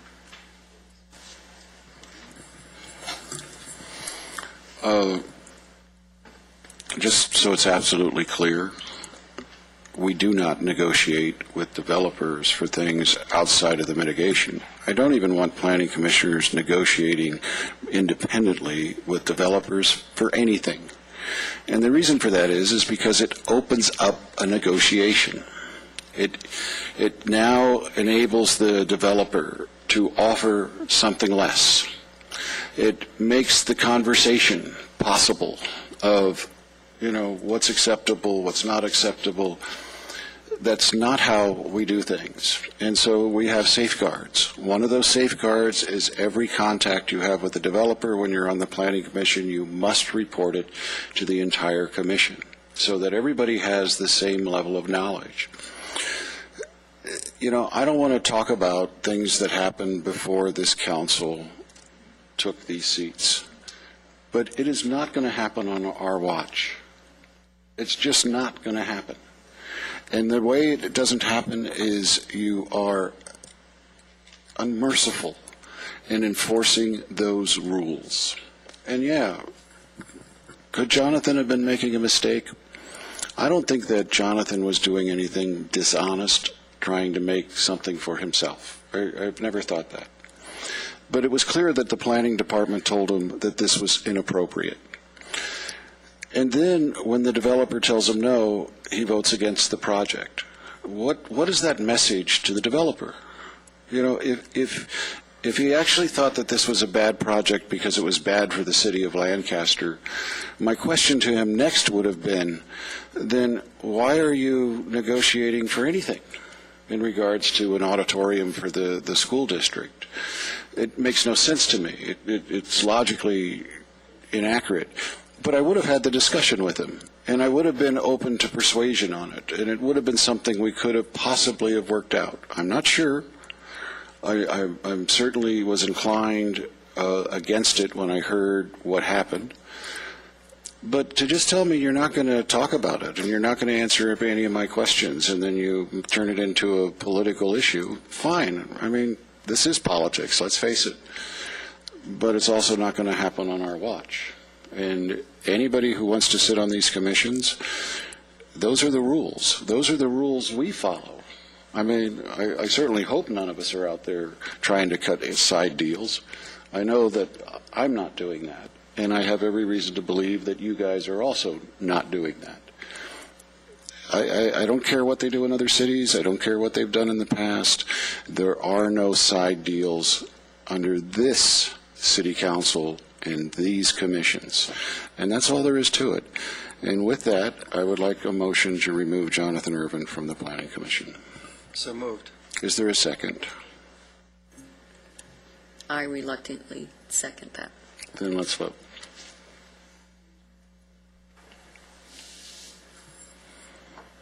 And it's 3-2, with Cilio and Mann opposed. Now, moving on to the rest of it, if I can find my notes.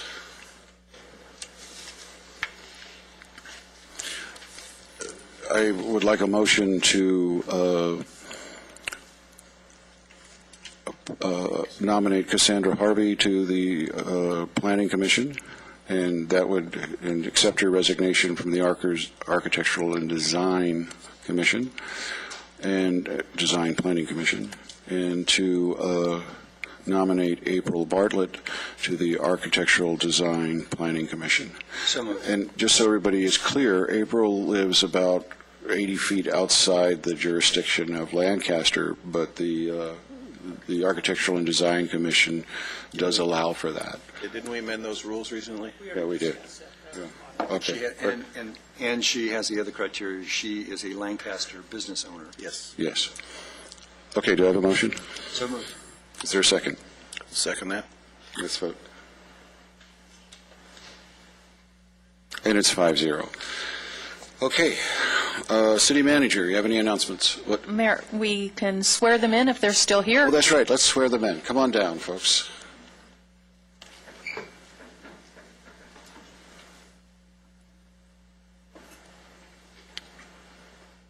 And you thought this was long. Wait till you get to your commissions.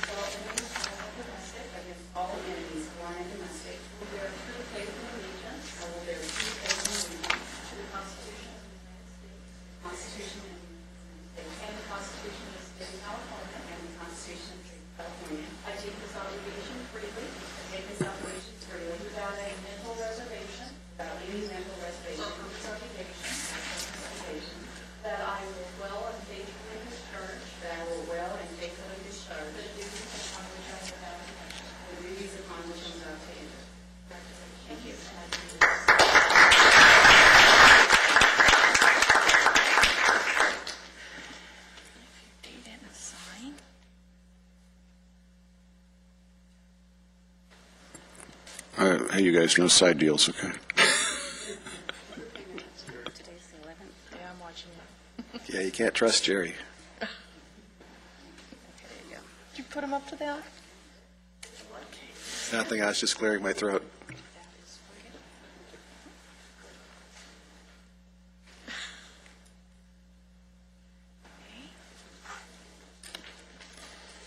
is for you. Thank you. Thank you very much. We look forward to working with you. Okay. Thank you. City Manager, any announcements? One, but first, Randy, I think I was remiss. Cheryl is in the audience. This is Randy's wife, Cheryl, so she gets to spend more time with Randy now, so forgot to introduce her. You may not have, this is breaking news, you may not have seen it in your inbox. We sent it, but and I think Captain Anderson left, but we had a significant bust today of 4 graffiti vandals that were on active probation for graffiti. These vandals caused $270,000 worth of damage in the city of Lancaster and were responsible for at least 600 confirmed incidents of graffiti. It was a 2-month investigation. They were all arrested today, and we will be throwing everything at them with the DA. So that's a very, very good day, and the Sheriff's Department ought to be commended for their actions. Very good. I agree. Thank you. City Clerk. Ladies and gentlemen, this is the time for you to address the City Council on items that are not on the agenda. You'll find speaker cards at the back of the council chambers. We ask that you fill them out clearly and concisely so that if we do need to get a hold of you, we will be able to read the cards. Individuals are limited to 3 minutes each. When you approach the podium, you'll see 3 lights. The green light comes on when your time begins. The yellow light comes on when you have 30 seconds left, and the red light comes on when your time is up. We do ask that you be considerate of the 3 minutes to allow others to have their 3 minutes as well. Following this procedure will allow for a smooth and timely process for the City Council meeting. Our microphones are very sensitive and able to pick up your voices. Therefore, we respectfully request that you do not try to adjust them. State law prohibits the City Council from taking action on items not on the agenda, and your matter will be referred to the City Manager. Thank you. Okay. Heather Brown. Okay. Heather did talk to me during what? I know about the situation. So yeah, could we look into the chloramine issue? And do we have any? The car issue? No, this is the chloramines. Chloramine? Yes, we can. It was a different issue, I thought. Yes, we can. Okay, and let me know. And all right, good. Chloramines, we can keep Randy around for a while. And Harold Ray.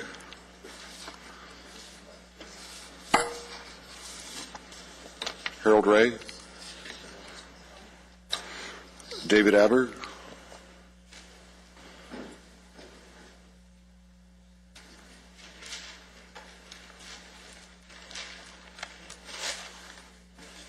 Good evening, Mr. Mayor, staff, council members.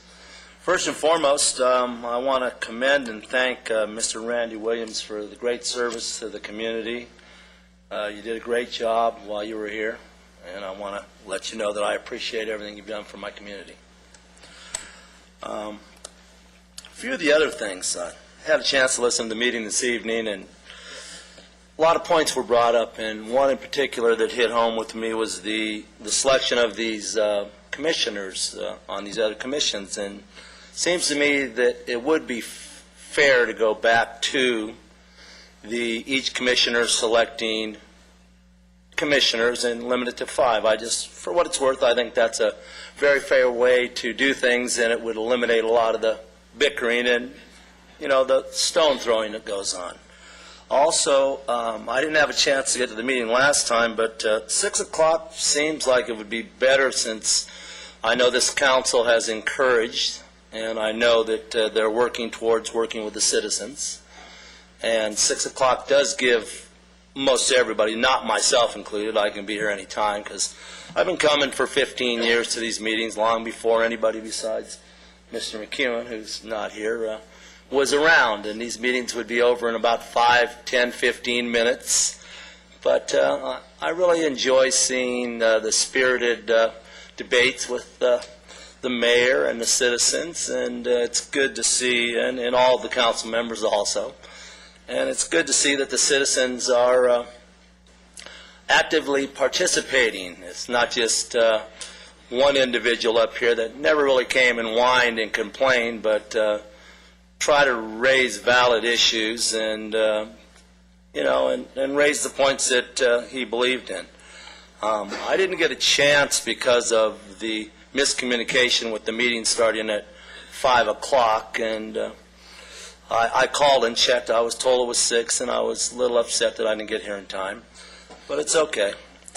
It'll get addressed, and it's not that big of a deal. More importantly, with respect to the First Amendment, while I have my 3 minutes here, like everybody does on the non-agendized items, we can talk about whatever we want, whether it's our feeling with respect to our religious beliefs, press, religion, and so forth.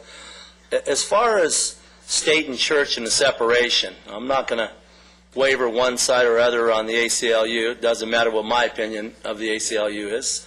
But I do believe when the dust settles that with respect to state and church, that this council represents the entity of the state, and that state and church should be separated at these meetings, and that with all due respect, freedom of speech can be raised. I'm actually interested in your views on this, so if you could go ahead and tell me. I haven't, I didn't get a chance to speak before the council, but I had a chance to speak with the news channel, and they tried to pin me down to everybody in this room is entitled to their freedom of religion as well as speech. And while I'm up here now, I can address it. I glanced briefly at Burbank versus City of Burbank in the suit, and I haven't had a chance to do my shepherdizing. I haven't done my homework because I don't like to get up here and speak about what I'm not informed on because it's not fair. I've heard other council members, and which I do sympathize with them. You guys get shots taken at you because that's part of what you signed up for, and got to take the good with the bad, don't we? Well, like I said, when you take the elected spot. What I want to know, David, is I want to know your thoughts about whether or not you feel comfortable with the idea of whoever is doing the invocation praying to whoever they feel it appropriate to. If I were in your position as the council and the mayor, I believe that the invocation could be given at the end, at the non-agendized portion of the meeting, and that way you take yourself out of the... But the same question. Out of the loop. When you say, I'm not going to waver on state and church. Okay. And with respect to that... You just don't think we should do it? No, I believe on the non-agendized portion of the meeting, as I'm speaking now, because you get to say whatever you want. Right, and therefore the freedom of speech is protected, and therefore I think you have the separation. Actually, there's some logical sense to it. You asked, that's... Yeah. The reporter, the TV channel kind of tried to put me in the same boat that you did, with all due respect. Okay, and thank you. Thank you, David. I couldn't waver for the simple reason. David, I'm breaking the rules. You broke them before, it's okay. I've heard that. Sheldon Carter. Mayor, Vice Mayor, distinguished members of the council. I don't have a prepared speech, but I want to speak to the character of Mr. Irvin. I served Mr. Irvin out at Edwards Air Force Base, 2003 till he got out and went to the reserves. The man was trusted by the commander-in-chief to make calls on a weapon system bigger than the budget of the entire city. He used, to make those calls to fix these systems, the same logic he used to make his decision with his vote. He was methodical, he was complete, he was thorough, and 99.9% of the time he was right. I think what you've done here is a grave mistake. The man had aspirations from the day I met him to serve the public. That's what he did. That's what he wants to do, and God willing, he will continue to do, with or without your support. I just hope he has it. You picked him. You put him on your commission. All he wanted to do was what was right. That's all I have. Thank you. Gary Burgess.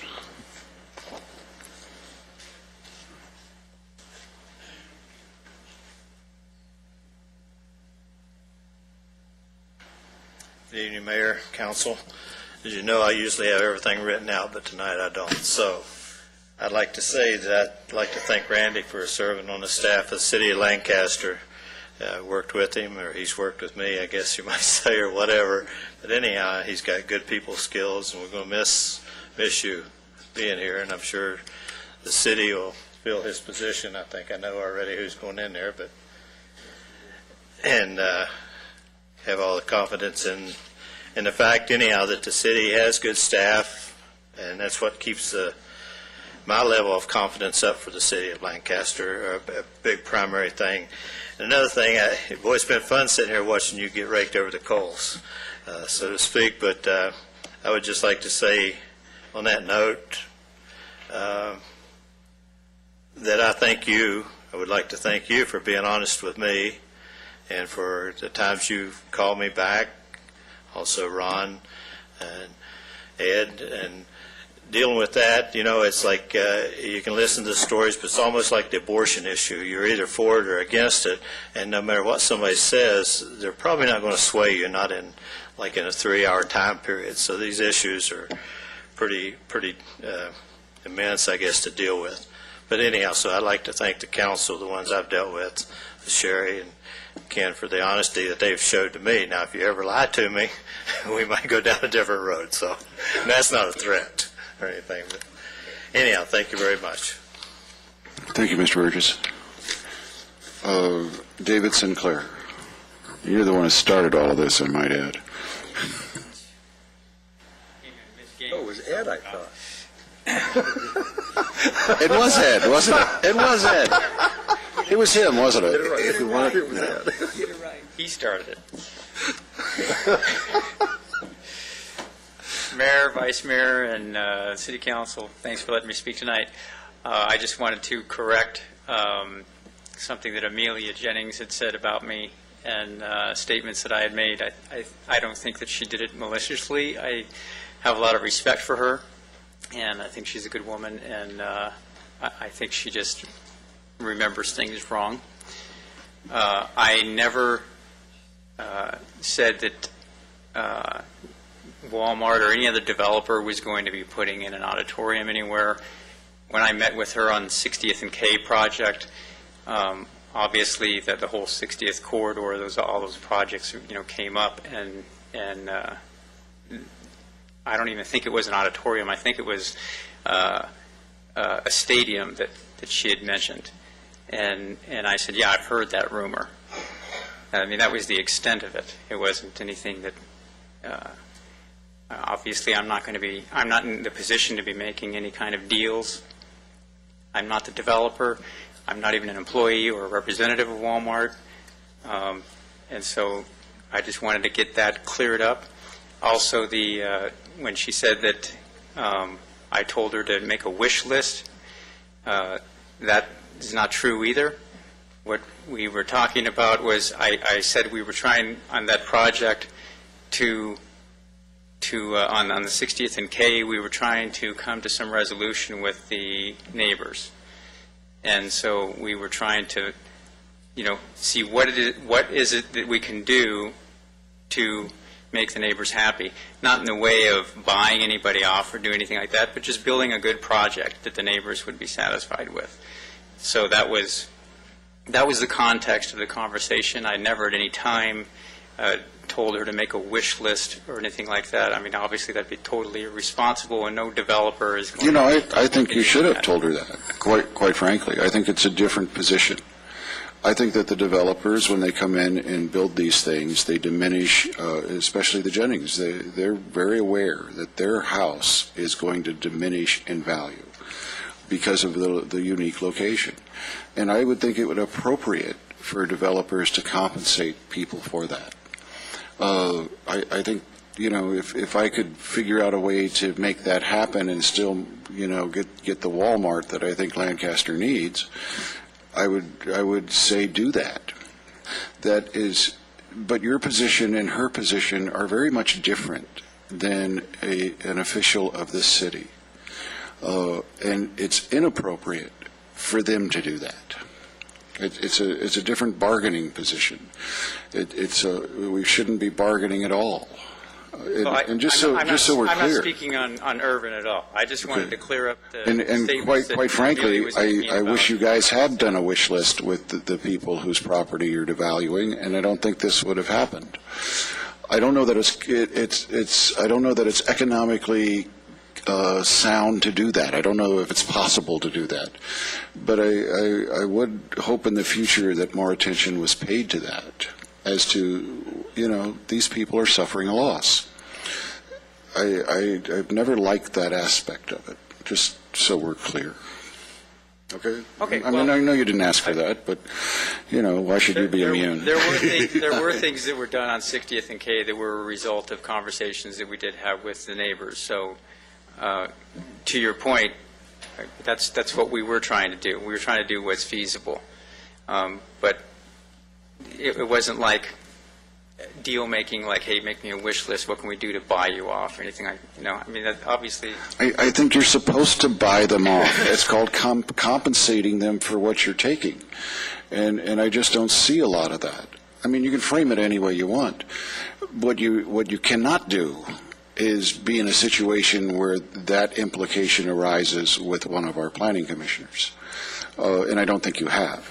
But that was the danger of, I mean, there's a difference here. Let's be clear of it. I would like planning department to come up with ways that, I mean, what's wrong with giving the homeowners a check? They should get a check for what it's worth. All right?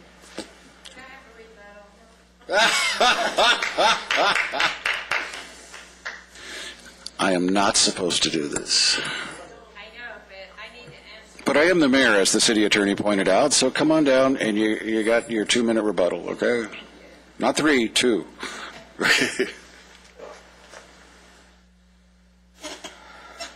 And look at the classic sign of disgust on the mayor's face. He is totally, vice mayor's face, he's totally disgusted with me.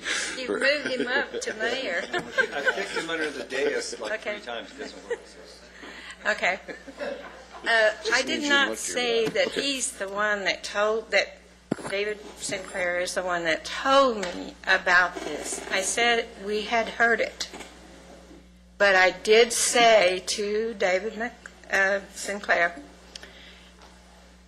I mentioned that rumor or whatever that we had heard, and he did not deny it. So then, out of my curiosity, I said, okay, so if they get an auditorium, stadium, whatever it is, then what would we get out of it if we would back off and not pursue stopping this project on the site at West 60th and K? And his reply was, make your wish list.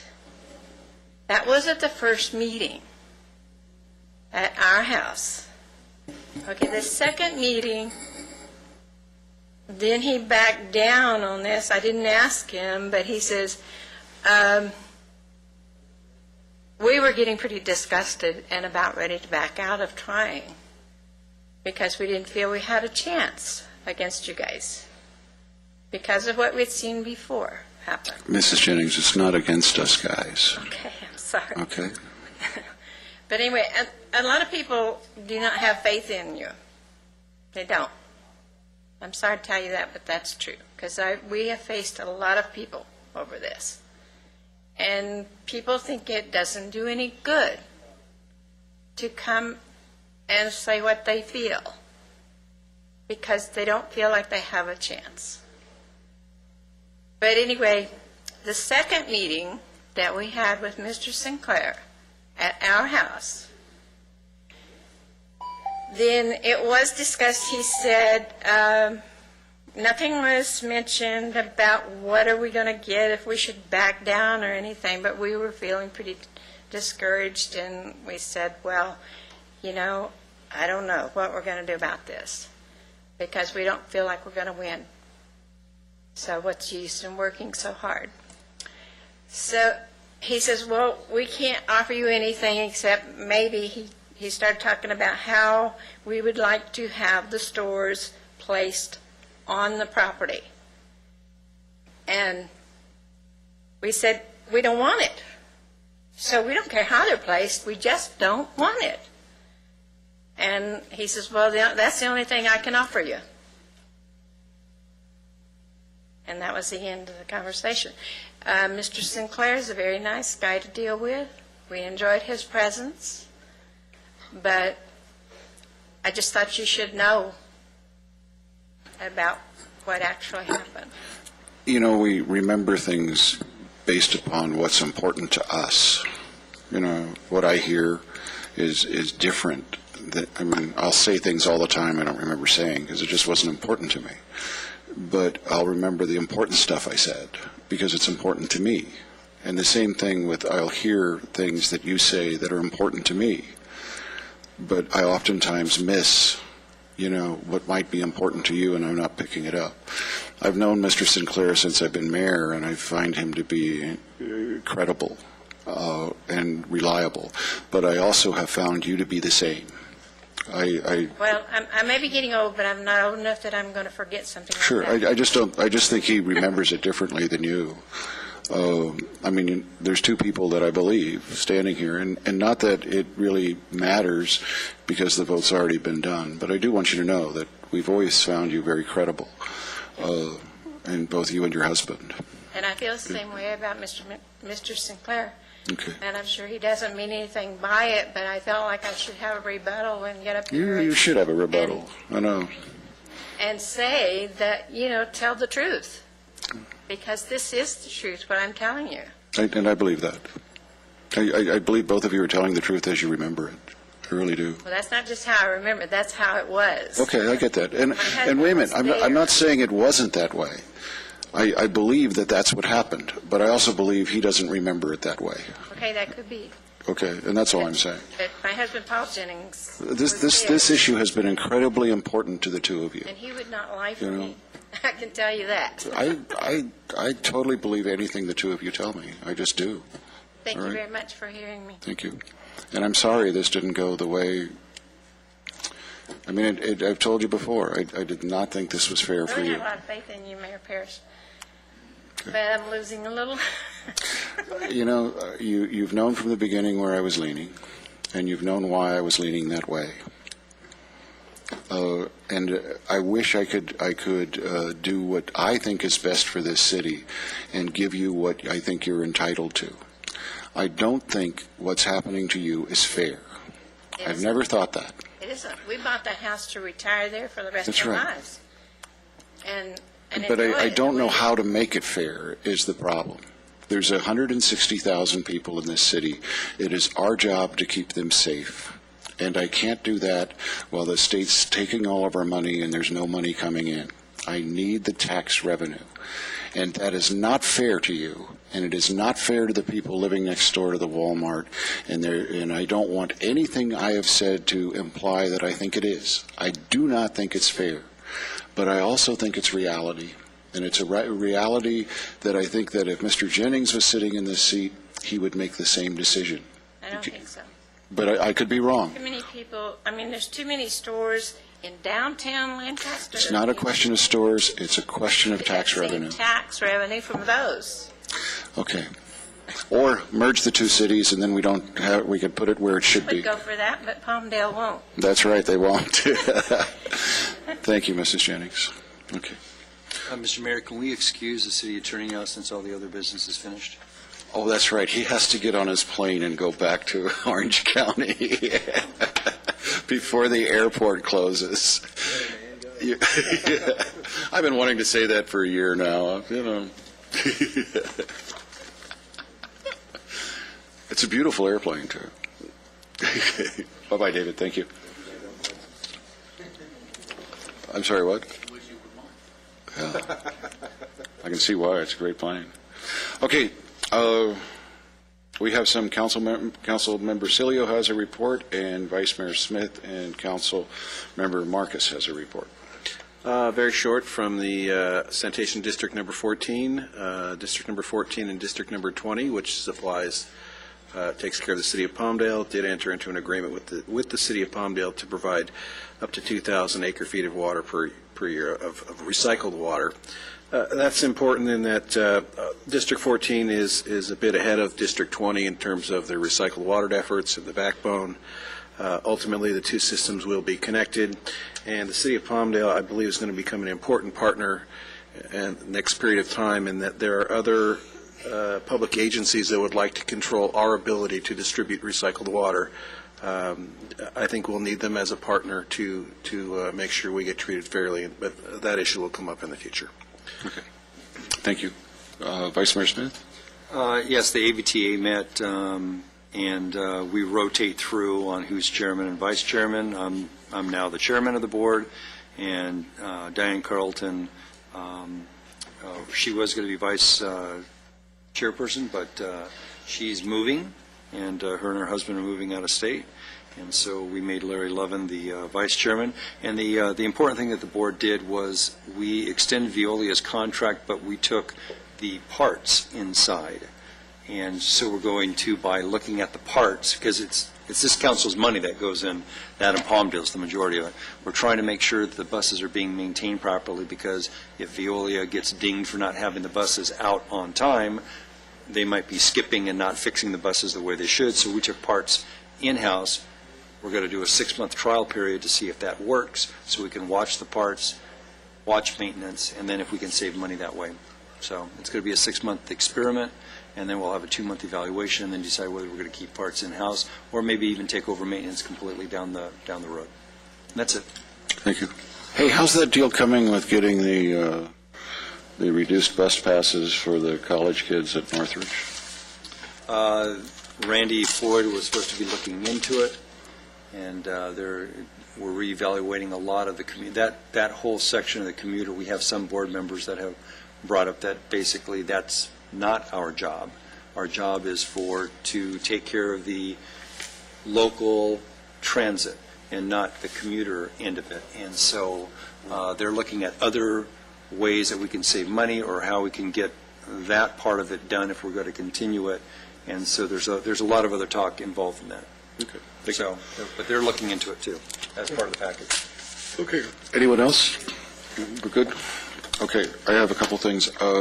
I would like, I met with Ray Chavera, and he has an issue that's come up is the enforcement of the selling tobacco to kids under 18. I want that looked at.